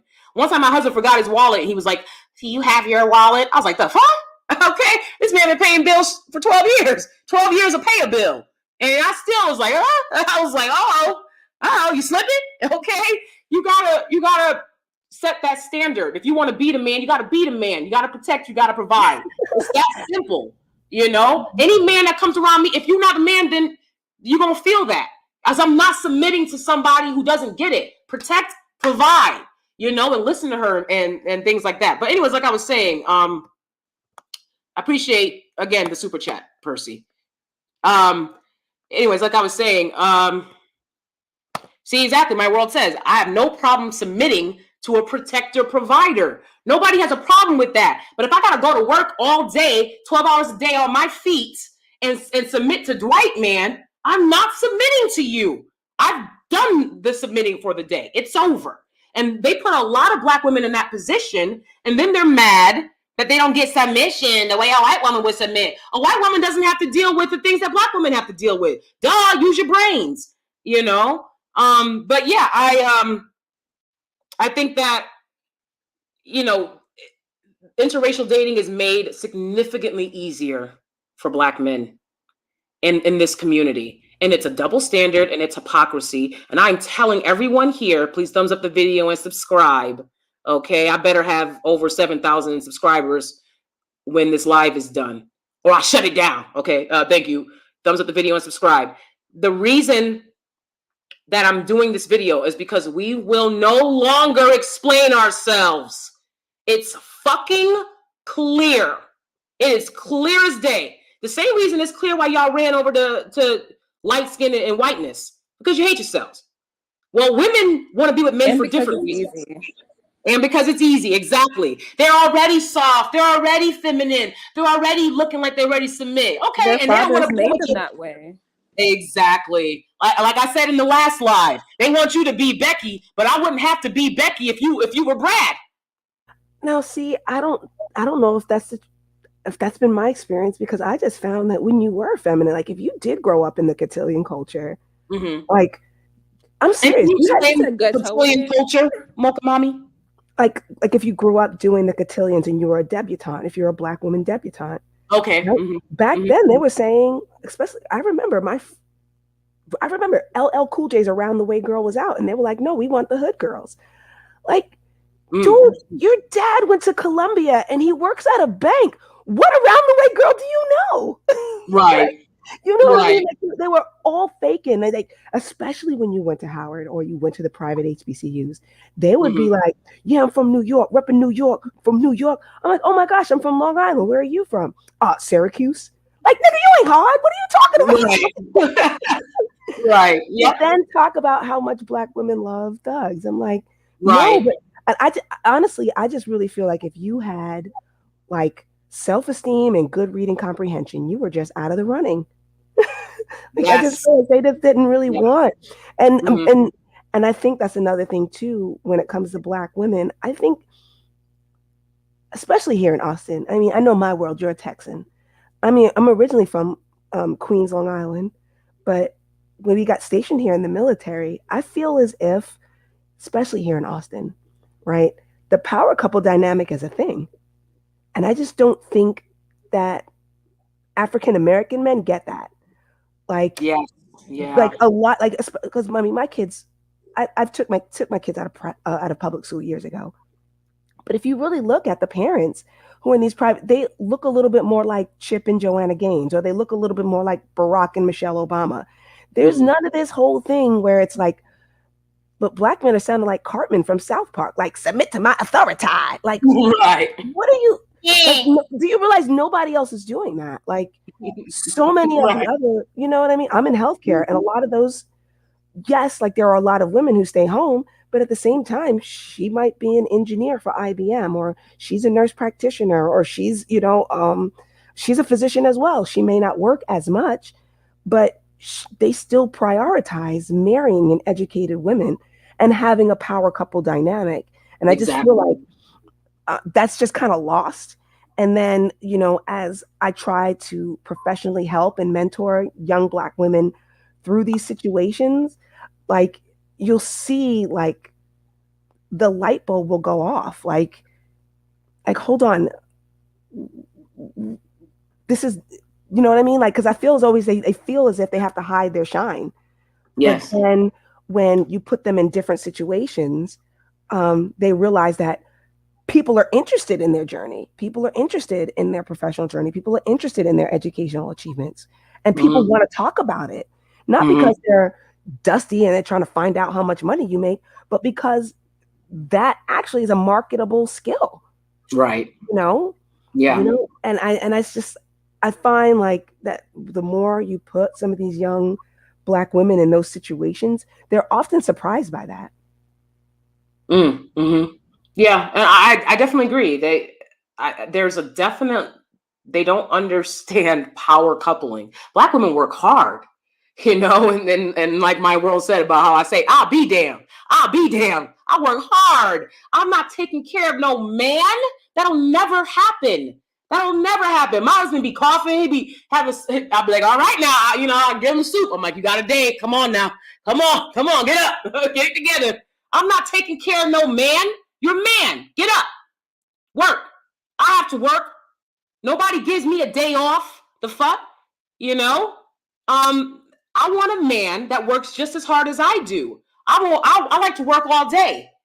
I don't want to hang out with somebody. I don't want to, they'll be like, yeah, y'all ain't no interracial marriages, but y'all miserable because you don't get to see your man. I don't want to do laying on the couch all day in front of me playing a video game. My husband don't play video games. He taught me how to play video games. He's like, I think you'd like it. It's fun. He'll sit and watch me play a video game and be like, oh, I'm so happy that you have this little hobby for yourself now. Yeah, you got me into gaming because why not? I'm trying to make a gaming channel after this. You know what I'm saying? You should. Exactly. I'm going to. You know what I'm saying? Because it's like, he gave me something. Gaming is very selfish. It's very selfish. He'll be talking to me and I'm like, he'll be like, you're in a daze, and I'm like, that you can be a grown man with children and be out here gaming. That shit is crazy. I'm not going to be with no man that's gaming and we got kids and we got families to provide, get up and go. Didn't you game enough when you was a kid? I don't get it. You know what I'm saying? He knows, my husband knows I had to work my whole life. When kids were having fun, I was working. I've had to work my whole life. My husband gave me a moment to rest. And y'all mad about that? Y'all mad about that? Y'all want me to be like these women? I just saw a video of a Black woman at a school crying. Be like, I can't take it no more. Her son is failing out. He don't want to play sports no more. She's crying at the school. Ain't nobody gonna help her. She needs his father to be there and be a good, decent man to help that kid. So that's what I have with my husband. And again, no, it's not, I don't have any shame for that. My great-grandmother raised me, Durham, North Carolina. That's where she's from. My great-grandmother would be like, oh, look at Danielle got all these white friends at the theater. She was so happy for me. So the fact that raggedy dusties want to sit there and try to make it out that I'm doing something wrong for breaking generational curses, that's the trashiest, most toxic shit I've ever witnessed. And I don't want to be around that. I don't. And that's why I am completely divested from friends, family, anybody that behave that way. I have no desire. I'd rather cultivate this community and be a part of the spaces that y'all are in where we can have like-minded conversations. If I can't see you in real life, okay, oh well. It really has come to that for me because and my brother was home. I gave it away. It was my brother. Okay, well, anyways, this black male family member, a strange family member, trying to be like, you the most pro-black. Yeah, you damn right I am, because when I cussed your ass out for disrespecting me, what did you say? Oh, you have no chill. You have no chill. Well, I bet you that Becky you got with got chill. That's why you with her. You knew good goddamn well when you crossed me, I don't have no chill. And if I see you again, I'll show you how black I am. The shit pisses me off. You know what I'm saying? Like, you jealous because I'm breaking generational curses? Maybe, somebody on Twitter said, one of the women I love to follow, she said, is it a generational curse or are your ancestors mad at you for dropping the ball on the opportunities that they worked so hard to give you? Exactly. They give you an inch. You can only get an inch every generation. And y'all want to drop the ball? No, hell no. I grew up in the hood. I was so poor we had to eat at soup kitchens because of the deadbeat daddy crisis. And because I was eating at that soup kitchen as a child, a white woman who was a sister, a nun, came over to my mother who had all these kids, 5 kids, and said, I want to put your kids in a private Catholic school. We want to give you something. That was it. I didn't get nothing else in this world. I had to grow up in foster care. I lost my mother. Deadbeat daddy never stepped up, and he want to still be alive. As we speak right now, he lives and breathes. The fact he didn't die of embarrassment astonishes me. Nobody gave me anything. That one little fucking thing that I got. And I fucking rode it till the wheels fell off. I excelled over my classmates. Shout out to y'all, but just is what it is. Okay? I excelled over suburban kids, over kids who had resources. I worked my ass off. I deserve a man that understands that, who will now let me rest in my femininity, which we're about to do. I'm about to head off out of here in a few minutes because we're going to the pumpkin patch. That's where I'll be resting in my femininity. Now, if I have to go to the bodega, and see you, Dusties. When I'm at the bodega, I take my little bonnet out of my pocket. Okay, I'll put that bonnet on. I make sure y'all get that bonnet. Okay? You won't get no femininity from me. It'll never happen. I stay on alert because I grew up around y'all and I know what's up. You know what I'm saying? But it's like, God damn, we work hard. My husband saw that and he was fascinated. A lot of white men, a lot of non-black men are fascinated by how beautiful and hardworking black women are. Y'all didn't want to take advantage of that, so you lose out. Period. Yeah, one of the things that, like, really, I'm a religious, I'm a Christian person, but I really believe like God confirms through times in your marriage that you're with the right one. And I remember once taking my husband to like a sorority stroll, like, you know, it was like an alumni stroll for my sorority, and he was like, "Oh my gosh, he was like, this is so beautiful. This is so amazing." He goes, "When we go back to Puerto Rico, we got to go to Luisa. We got to go to Luisa, Puerto Rico. We got to go." And I'm thinking like, okay, he's going to take me to some kind of hidden hot spot that's not touristy, that's, you know, that's going to have some good food or some great beaches. And it was really not any kind of crazy. It was not really anything touristy or fantastic there. It was just kind of like very plain. But when we went to the festival, we saw, like, I'm telling you, it looks, every AKA, every SG row, every Zeta Phi that you ever seen, they did what was equivalent to our sorority stroll, because basically that tradition comes from the Republic of Benin. You know, it's like a coming of age ceremony, and they do it around Easter. And I was like, wow, that's so, like, how could this man who's not from my culture understand more of who it is I am than men who come from my culture? Because you would have guys who say, "Oh, those sorority girls ain't this, and that sorority girls ain't that, and blah, blah, blah, blah, blah." And, you know, I'm third generation, you know, so that meant a lot to my family. That meant a lot to my history. That meant a lot to my legacy. And here was this guy from outside of my culture, saw the significance of that and saw the importance of Black women and our, you know, and how we contributed to survival of our people on this side of the planet. You know, when I started getting into gardening, he was so supportive of it because he remembers back where he's from, like a lot of those escaped slaves, a lot of those slave marooned cultures that are there in some of the mountains of Puerto Rico. That's how those people survived. They were preserved culture and preserved life on this side of the planet. Black women did that. And why is somebody from outside of our culture understands that more than African-American men?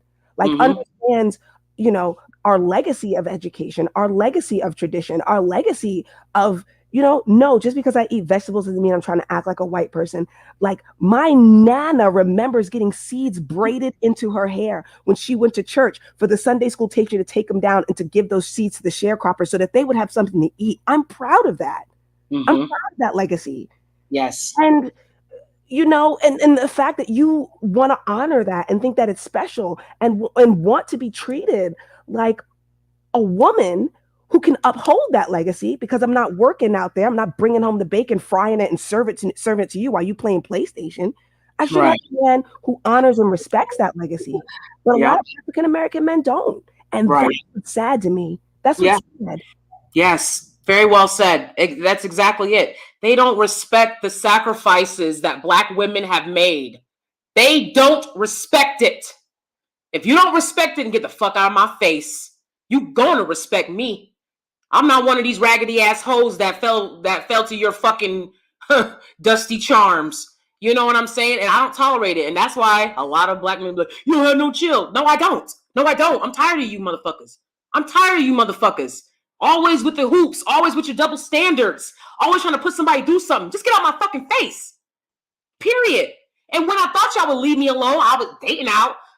You came bothering me still. That's what they do. They won't leave you alone. You know what I'm saying? So my husband, similar to your story, my husband, paid for our entire wedding, paid to fly out my family members and who brought their friends. Long story. I've already shared it before. Maybe I'll share it again sometime, but he paid for everything. All I had to do was pick up my dress. It was a designer dress, all I had to do was pick up my dress, my shoes, the flowers. He'd be like, what do you want, this, that? He was working with the Italian wedding planner the entire time. I had no idea what was going to happen. He had wanted me to walk down the aisle and see all of my siblings waiting there. But one of my siblings said, well, she doesn't like all of the siblings. And this is the one that orchestrated, the black sheeping me in the family to carry the mantle, because I was always a black sheep as a child, because I always made it clear as a child, I don't like this raggedy shit. I always made it clear to my mama, to everybody else around me. I always made it clear. I was the kid that was like, this kid, something's going on. Something's going on in this family because this kid is weird. And guess what? Yeah, I'm not going to jump around and make mud pies with the rest of you niggas. And you know what I'm saying? I mean, yeah, we was doing that too. But I was like, what the fuck? I'll run to it and tell a teacher quick what the fuck is going on here. Because I know it ain't right. Period. So I was black sheeped since I was a child. And, I had family members decide to continue doing that to me. But my husband wanted me to walk down the aisle on the Amalfi Coast and have my whole, all my siblings be there. And instead she said, this one sibling said, well, she doesn't like all of the siblings. And I was like, it's not I don't like them, but I haven't spoken to one in many years. Another one is living life under, in a bizarre way to me. I'd like some answers to that. So I talked to the one I hadn't spoken to in years, and I was like, well, I'm not really inviting you because, you don't got no money to pay us back. My wedding is not a gift to you. He's trying to fly you out now, but you have to pay us back in some way, increment something. I'm not expecting a wedding gift, but I'm not giving y'all a gift for free. I know, but they were thinking, oh, he's going to give it to us for free because he's a white guy. I don't give a fuck because that white guy is with me, and I don't give shit for free. So I told the one I hadn't spoken to in years, I was like, well, you just not invited because I don't even vibe with you like that. So it is what it is. If he had done it all on the low, maybe it would have been. But at the same time, like I told him, I said, I don't want us to be worried about having to bail people out of jail because these fools don't know how to act. So it's some people that just really can't come because this ain't America. They'll put you in jail quick. And I'm not going to waste my wedding time focusing on that. Another family member, I said, a girl family member, I said, why are you dating this dude? Like, you had a lot of options. You had a lot of opportunities. Like, why are you dating this dude? She's like, I'll have to explain shit to you. And I was like, okay, well, I don't have to pay for you to go to Amalfi Coast. So, deuces. So that was that on those two. So then the brother I had that's married to a white woman, and I've said a million times on this channel, and I'll say it again, it just is what it is. He disrespected me tremendously. He has not reached out once to apologize. I don't give a fuck. Sometimes his little friends like to come trolling on my channel. I'll cuss y'all out too. Like I said before, he disrespected me. I don't give a fuck. He knew that I had a YouTube channel when he disrespected me. This is my audience. He disrespected me to the tiny audience he has. I'm not saying his name. That's all I can give him. I can't give him shit else. He didn't give me shit. When he apologizes, I'll stop talking about him. Period. Y'all gotta learn how to apologize when you're wrong. So anyways, he told me, I invited him because I was like, I wanted him to walk me down the aisle. He said, well, he didn't want to come because I wouldn't let his girlfriend at the time, they were not married, because I didn't invite her. Why would I invite her? She's not family. Because I didn't invite his girlfriend at the time. Like, I'm made of money. You stupid ass dust mite. And then he was like, and plus you not inviting the other siblings. That's not cool. I said, bitch, it's not your wedding. It's my wedding. You get married, you do it your way. What the fuck is you talking about? So he didn't walk me down the aisle. I walked myself down the aisle. So why would I spend Thanksgiving dinner with you? I think we're done here. I think the connection is over. I sacrificed my childhood to make sure you had something to eat because your deadbeat daddies didn't want to do it. And you gave me your ass to kiss as soon as, but for me big upping you, that white woman wouldn't want to be with you. But for us being here to be like, yeah, look how great this family is. But for me being with my husband and validating you, she wouldn't want to be with y'all. Don't give a fuck what nobody say, because they don't trust y'all like that. It's black women validating them that makes these white women feel comfortable enough to come on over. And then they bully black women and shit. You're not gonna bully me. I said this before on this channel. This boy would call me and say, can you not talk about race in front of, not talk about race? What makes her so goddamn special? I talk about race every day with my husband. Who the fuck is y'all? That's like asking Malcolm X to go into a space and be like, can you not talk about race? Nobody gives a fuck. That's what I do. What are you talking about? I'm trying to make sure when y'all have kids, she's not sitting there harming them with her empty ass head, like y'all let them do. You know what I'm saying? So he didn't walk me down the aisle, walked myself down the aisle. Then the only sister that came invited her baby daddy. He wasn't her baby daddy at the time. But again, when the girl you're interested in has a sister who's flying people out to Italy, well, wow, doesn't that look appealing? Doesn't that look like a family to join? You see what I'm saying? So I was used tremendously to give resources, to give my time, to give my emotions. And I got told, you can kiss our ass because you're with a white guy. The same shit that family members told us when we were in foster care. Well, y'all at that white school. Y'all are obsessed with whiteness. Something wrong with y'all. Like white changes everything. Like what, So yeah, it's a problem across the board, whether they're looking for romantic relationships or not. Whether they're looking for romantic relationships or not, they're looking to play black women to get proximity to Becky.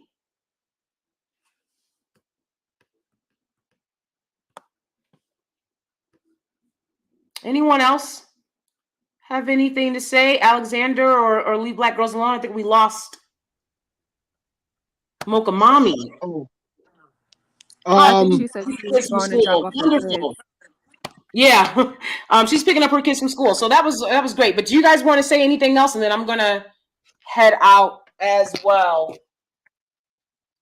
Well, in conclusion, don't give black men anything because they don't respect us and they don't care. Absolutely. I mean, it just is what it is. They have their lives to live, enjoy. Stop thinking that you're policing blackness, because y'all don't police that, because that wasn't created by y'all. You can't police something that y'all didn't create, that y'all have no power over. You don't have any power anywhere, so you'll be dismissed. Get the fuck on out of here. Absolutely, I agree. Thank you so much, Jade, for joining our discussion. Alexander, do you have any final words? Yes. I just want to warn black women about the mammies on YouTube, because they're saying that winter is coming, but they don't know that it means that black men will be at the bottom. They don't know it because the mammies refuse to understand what is about to happen. That's all I have to say. Yeah, and you know what? These mammies are just as brain-headed as these dusties are. I appreciate both of your comments and your time. Thank you, Jade, and thank you, Alexander. I look forward to seeing you guys again. Thank you for having me. Thank you. This was a great conversation, and I want to finish with this. These dusties are mad at black women because they're not on code to protect their desirability. They never protected our desirability. They never did. In fact, they purposefully negatively impacted it with their hate campaigns. Mm-hmm. They purposefully made it look like, that's why all these non-black dudes is coming out to work now, even black men, right? Even black men. We got Percy. Okay, we got Percy on here. And Percy, he's like, hey, I don't want to lose you, right? I'm like, okay, you think it's smart? Because you're going to lose the best, okay? Because y'all never protected our desirability. Y'all negatively impacted it. And now you want us to stay on code to protect your desirability. It's not going to happen. So you're going to have to wing that on your own, you know, and there's no more What a Man songs. Good luck. Good luck in the dating game. That's why y'all mad and bitter now, because as you can see, it's very difficult in the dating game when you're not elevated for no goddamn reason. So we're no longer going to stay on code to protect their desirability. Nobody's doing anything to them, right? Like somebody complaining about being called a dusty with everything that y'all have called Black women. Nobody's doing shit to y'all. They're just mad that their desirability is being impacted by this. They don't care about shit else. They don't. Understand that. It's very surface. It's very fickle. They don't care.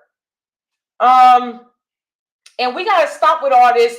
The man is a seed and the seed, like, stop. The sperm is not seed. Okay? The egg is the seed. They've created this weird idea that, you know, race goes through the man, and if the man is, then the child is. No, nobody cares. Y'all don't even stick around to raise y'all kids to be talking about what y'all make a kid. All y'all make a kid is statistically in poverty. Okay? It's statistically to have a struggle life. That's what you dusties make of kids. You're not passing down shit. You're not passing down generational wealth.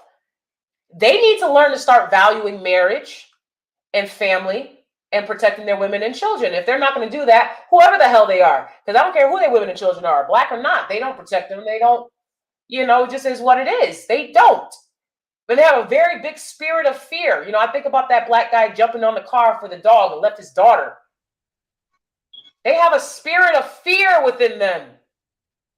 That's not how a man is supposed to be in the world. No, they need to reckon with their post-traumatic slave syndrome. They need to reckon with that. Y'all walking around with a lot of fear. And No one wants that. You know what you got to say, Alexander? And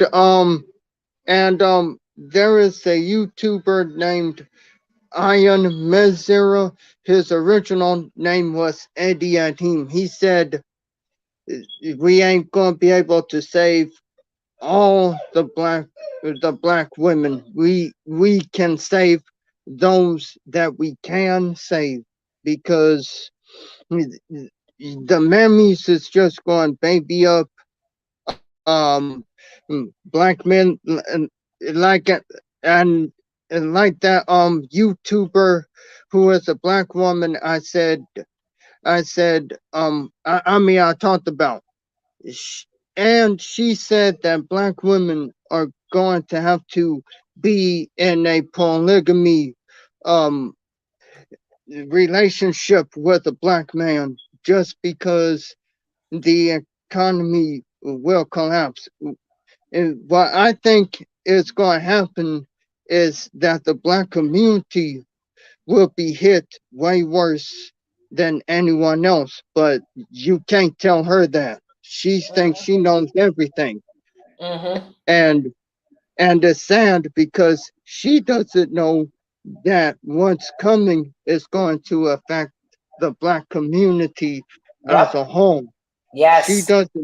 She doesn't know that yet, but when it happens, oh, trust me, she will regret the day that she ever came. Like, she'll regret the day that she ever came after divested women, because even Aya Mizera knows that this is coming. Coriander knows this is coming. And I think almost every divester knows it's coming. But we got the mammies out here, and she had the nerve to talk about the athletes and everything else. The problem is, what about the doctors, the lawyers, and everything, and everyone else? All she says is the freaking athletes, and she talked about Black women have to compete with white women and Asian women. Okay. So we have to compete with the women from the white race who basically say that white men are controlling, and most of the white women actually agrees with um this thing about Asian men being beta males. I don't see Asian men as beta males. Me neither. And she says that black women who are with Asian men, she called Asian men. Sydney A had the nerve to call them beta males. Mm. Those men actually fought for their people. What about the black men when it was time to defend us from slavery? What about them? Mm-hmm. Oh, she ain't got nothing to say about that, but she'll go ahead and call the Asian men that black women have beta males. You Mm. see, and and it only hurts Asian men's self-esteem with a black woman like her saying that about Asian men when she doesn't even know a dang thing about Asian culture. She doesn't know it. And so Right. what gives her the right to call them beta males? Mm-hmm. They do this to pledge their allegiance to dust. That's why they do that, right? That's why these people are telling themselves lies. They tell themselves statistics that are lies. They tell themselves, Ricky Lake and a block of welfare cheese kick the fathers out the homes. These people regurgitate lies until they sound so stupid. I mean, it's the most stupid thing I've ever heard called Asian men. That Asian men come from a great history and culture of dominating, of competing. They're doing that right now as we speak. Like, maybe they're keeping it on the low because that's a smarter way to do it. Because this is something that Black people don't understand by and large, right? And again, this is one of the 48 laws of power.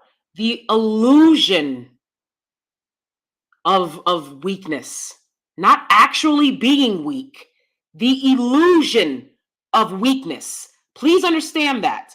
I've heard a lot of Black people, Black guys will be like, oh, white men scared of me, they scared of me. And you watch that video of the young Black woman that was getting street harassed, the newscaster. I'm going to do a whole thing on that. But the point I want to make about that is that guy, I have no doubt that the cameraman was a non-Black man.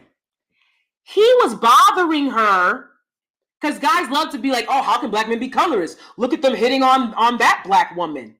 That doesn't matter. He was colorist to hit on her because if she was a light, bright white woman, he would not have bothered her. He would not have touched her without her consent. He would not have been all up in her face, bothering her at work. He would not have done that. He would have kept it moving, understanding cops would come and sweep you away in no time. So what are you doing here? But because she was Black, because she had dark skin, it was a video that Paris Milan posted, because she had dark skin like him, he felt this woman is vulnerable to me harassing her. And he wanted to see if that non-Black man was going to do.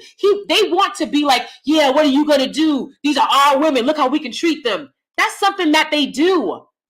Understand that. They play very sick, weird games. And they'll walk around saying, yeah, they scared of us. They scared of us. Ain't nobody scared of you. You got to look at what's going on in society. Nobody is scared of you. That's a lie. That's an excuse that they use to put your ass in jail. Yeah, they say they're the most masculine, most dominant. I'm like, okay, just think about animals in the wild. Are you going to roll up on a lion with no protection and fight a lion?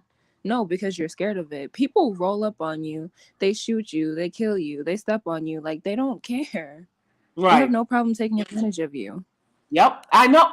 Absolutely. I'm like, y'all don't pay attention. Y'all really think because they'll call the police when you're around that they're scared of you?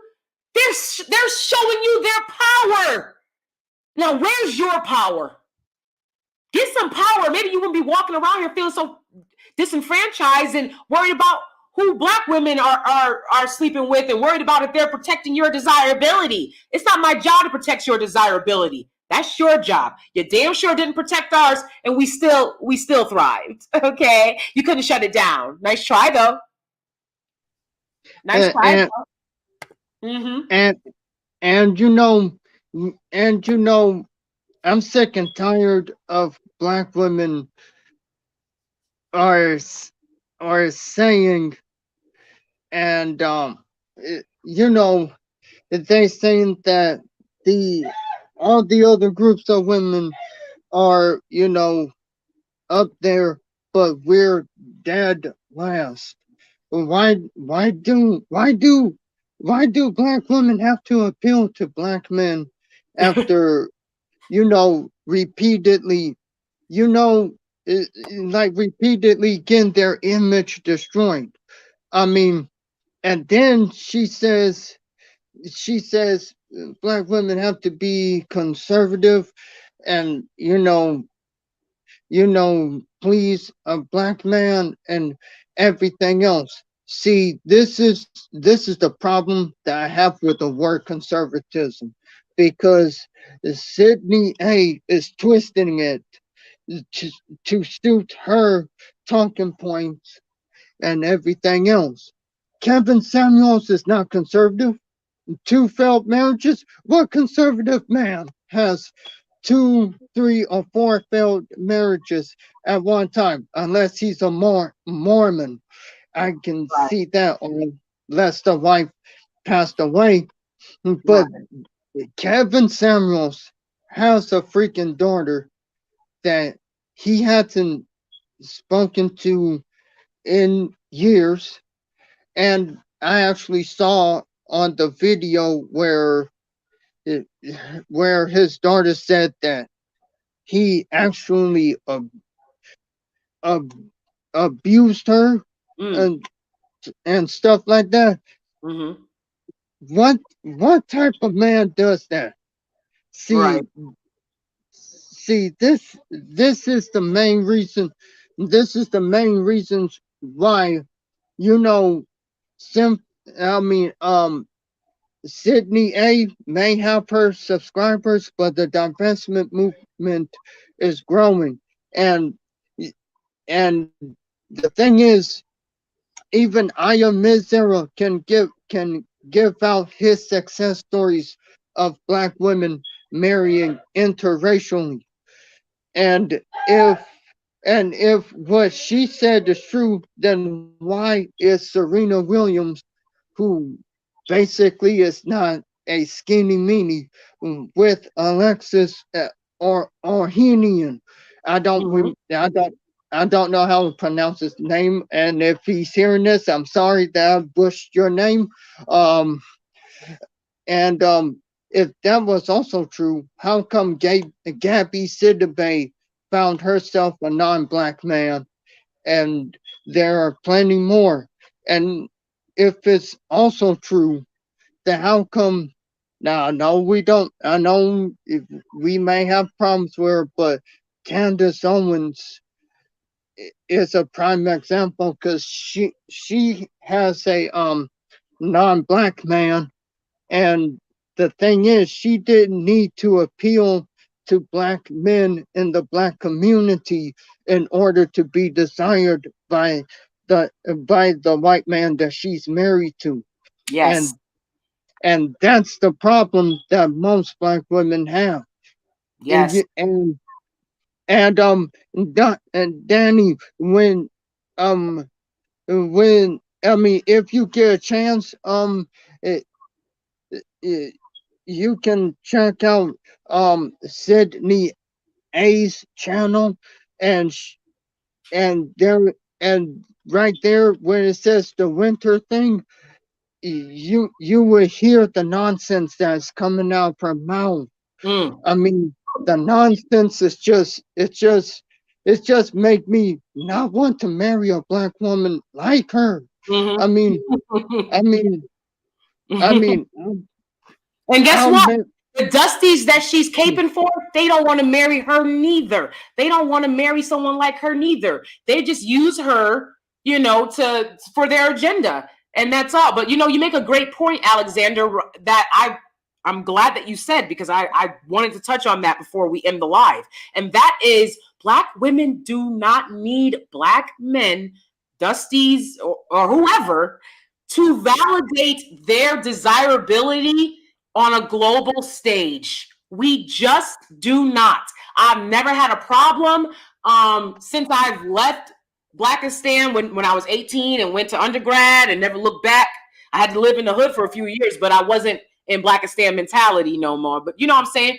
I've never had a problem getting men's attention, getting men to buy me things, men finding me desirable, Black men, white men, all in between. You know what I'm saying? Like, and when I see Black women saying, "No, we're not, fighting to be desirable to Black men," I think it's sad. I'm like, I'm not gonna fight to be desirable to them if they don't like Blackness. They have standards I'm not interested in. You know what I'm saying? They'll sit there and look at you, tell them, "Why are you curvy? Why am I curvy? What? Are you okay?" Like they don't like 4C hair, as if it's not the same hair that grows off their head. There's something wrong with these guys. If you're trying to make yourself desirable to them, there's something wrong with you.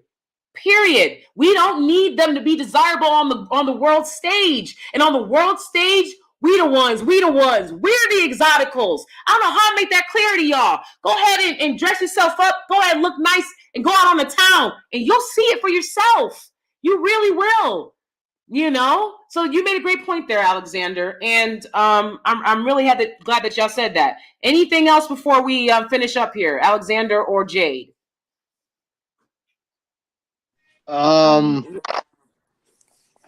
You want to go first, Jay? Aw. I'm gonna say thank you. Like you were saying before, you said that guy that you were working with fired you because he looked like a clown sitting up next to you, and that's kind of like the collective dynamic. Like they see us progressing, they see us surpassing us, they see the type of recognition that we're getting, and we know that. And they know that compared to us, everyone's looking at them like, what's wrong with you? And so that's why they're invested in beating us down verbally and physically and basically slandering us all the time. And so that's why, again, I keep saying it. Don't give them anything. Don't support them. Don't advocate for them verbally. Don't give them your money. Don't help them. Don't do anything. They have to learn what it's like to be in it for themselves. Yes. Well said, Jade. Thank you so much. And what about you, Alexander? I'll say this. Black women who are not indoctrinated by the mammies. I'll say that if you look closely and pay attention, you'll see that non-Black men are actually paying attention to. Yep. Absolutely. Exactly. I'm like, sometimes y'all just got to keep y'all eyes open. Y'all be sitting up there talking about something, nobody wants us. And I'm like, are you paying attention? Are you paying attention? Or are you just looking back at the dust in Blackistan? Pay attention, because these guys are checking for you, and I tried to hook up some Black women with some high quality, top tier non-Black men, not, to get them away from Blackness, but just because, hey, these are guys that I know that you said you was tired of going 50-50. I can't stand when a bitch talking about something, I'm tired of going 50-50, but yet you won't leave Blackistan. So you're not tired of 50-50. They don't have the funds like that over there. So, oh well, shut the hell up and stop complaining and stop throwing shade at me because I don't do 50-50. Stop. Absolutely. Naima, it's good to see you. You got anything to add to us before we head on out? Hey, Danie. Hey, good to see you. Hey, good to see you too. Yeah, I'm just now jumping in. I see you went live. I wanted to jump in on it, but I've been helping my daughter daughters with their homework, so I haven't been online. I just kind of jumped online. So That's all right. Mm-hmm. no, this is Danie, but I'm on live. So so so I'm helping my daughters. I want to have to catch you next time on the live so I can jump in and give my input on the topic. Sure, yeah, absolutely. It's good to see you and good to hear your voice, honestly. Yes, you too, Danie. Well, keep doing your thing. You know, Thank keep doing you. your And thing. I'm so glad that listening you're... and watching and supporting too. So Thank you. I appreciate that. And it's so no good to hear problem. that you're doing homework with your daughters. You know, I love Black women working on their education and bonding with each other. That's beautiful to hear. I'm very happy to hear that. So Yes, thank you. yeah, absolutely. All right, y'all. I gotta get going. It's 5 o'clock. I gotta head out. I'm going to the pumpkin patch. I'll post a picture. And I thank you guys so much for being here. This was a great conversation. I think we got a lot out of this. We need to move forward with this understanding. We owe the dust nothing. Okay. And we are desirable on the world stage. We don't have to work for it. We don't have to prove anything. We don't have to jump through hoops. We don't have to accept the double standards and the hypocrisy. We move forward. Thank you so much, y'all, for being here. I will see y'all soon next time. Thank you, everyone, for the love, the likes, the thumbs up, the subscribing, the super chats. I appreciate y'all so much. I'll see y'all next time.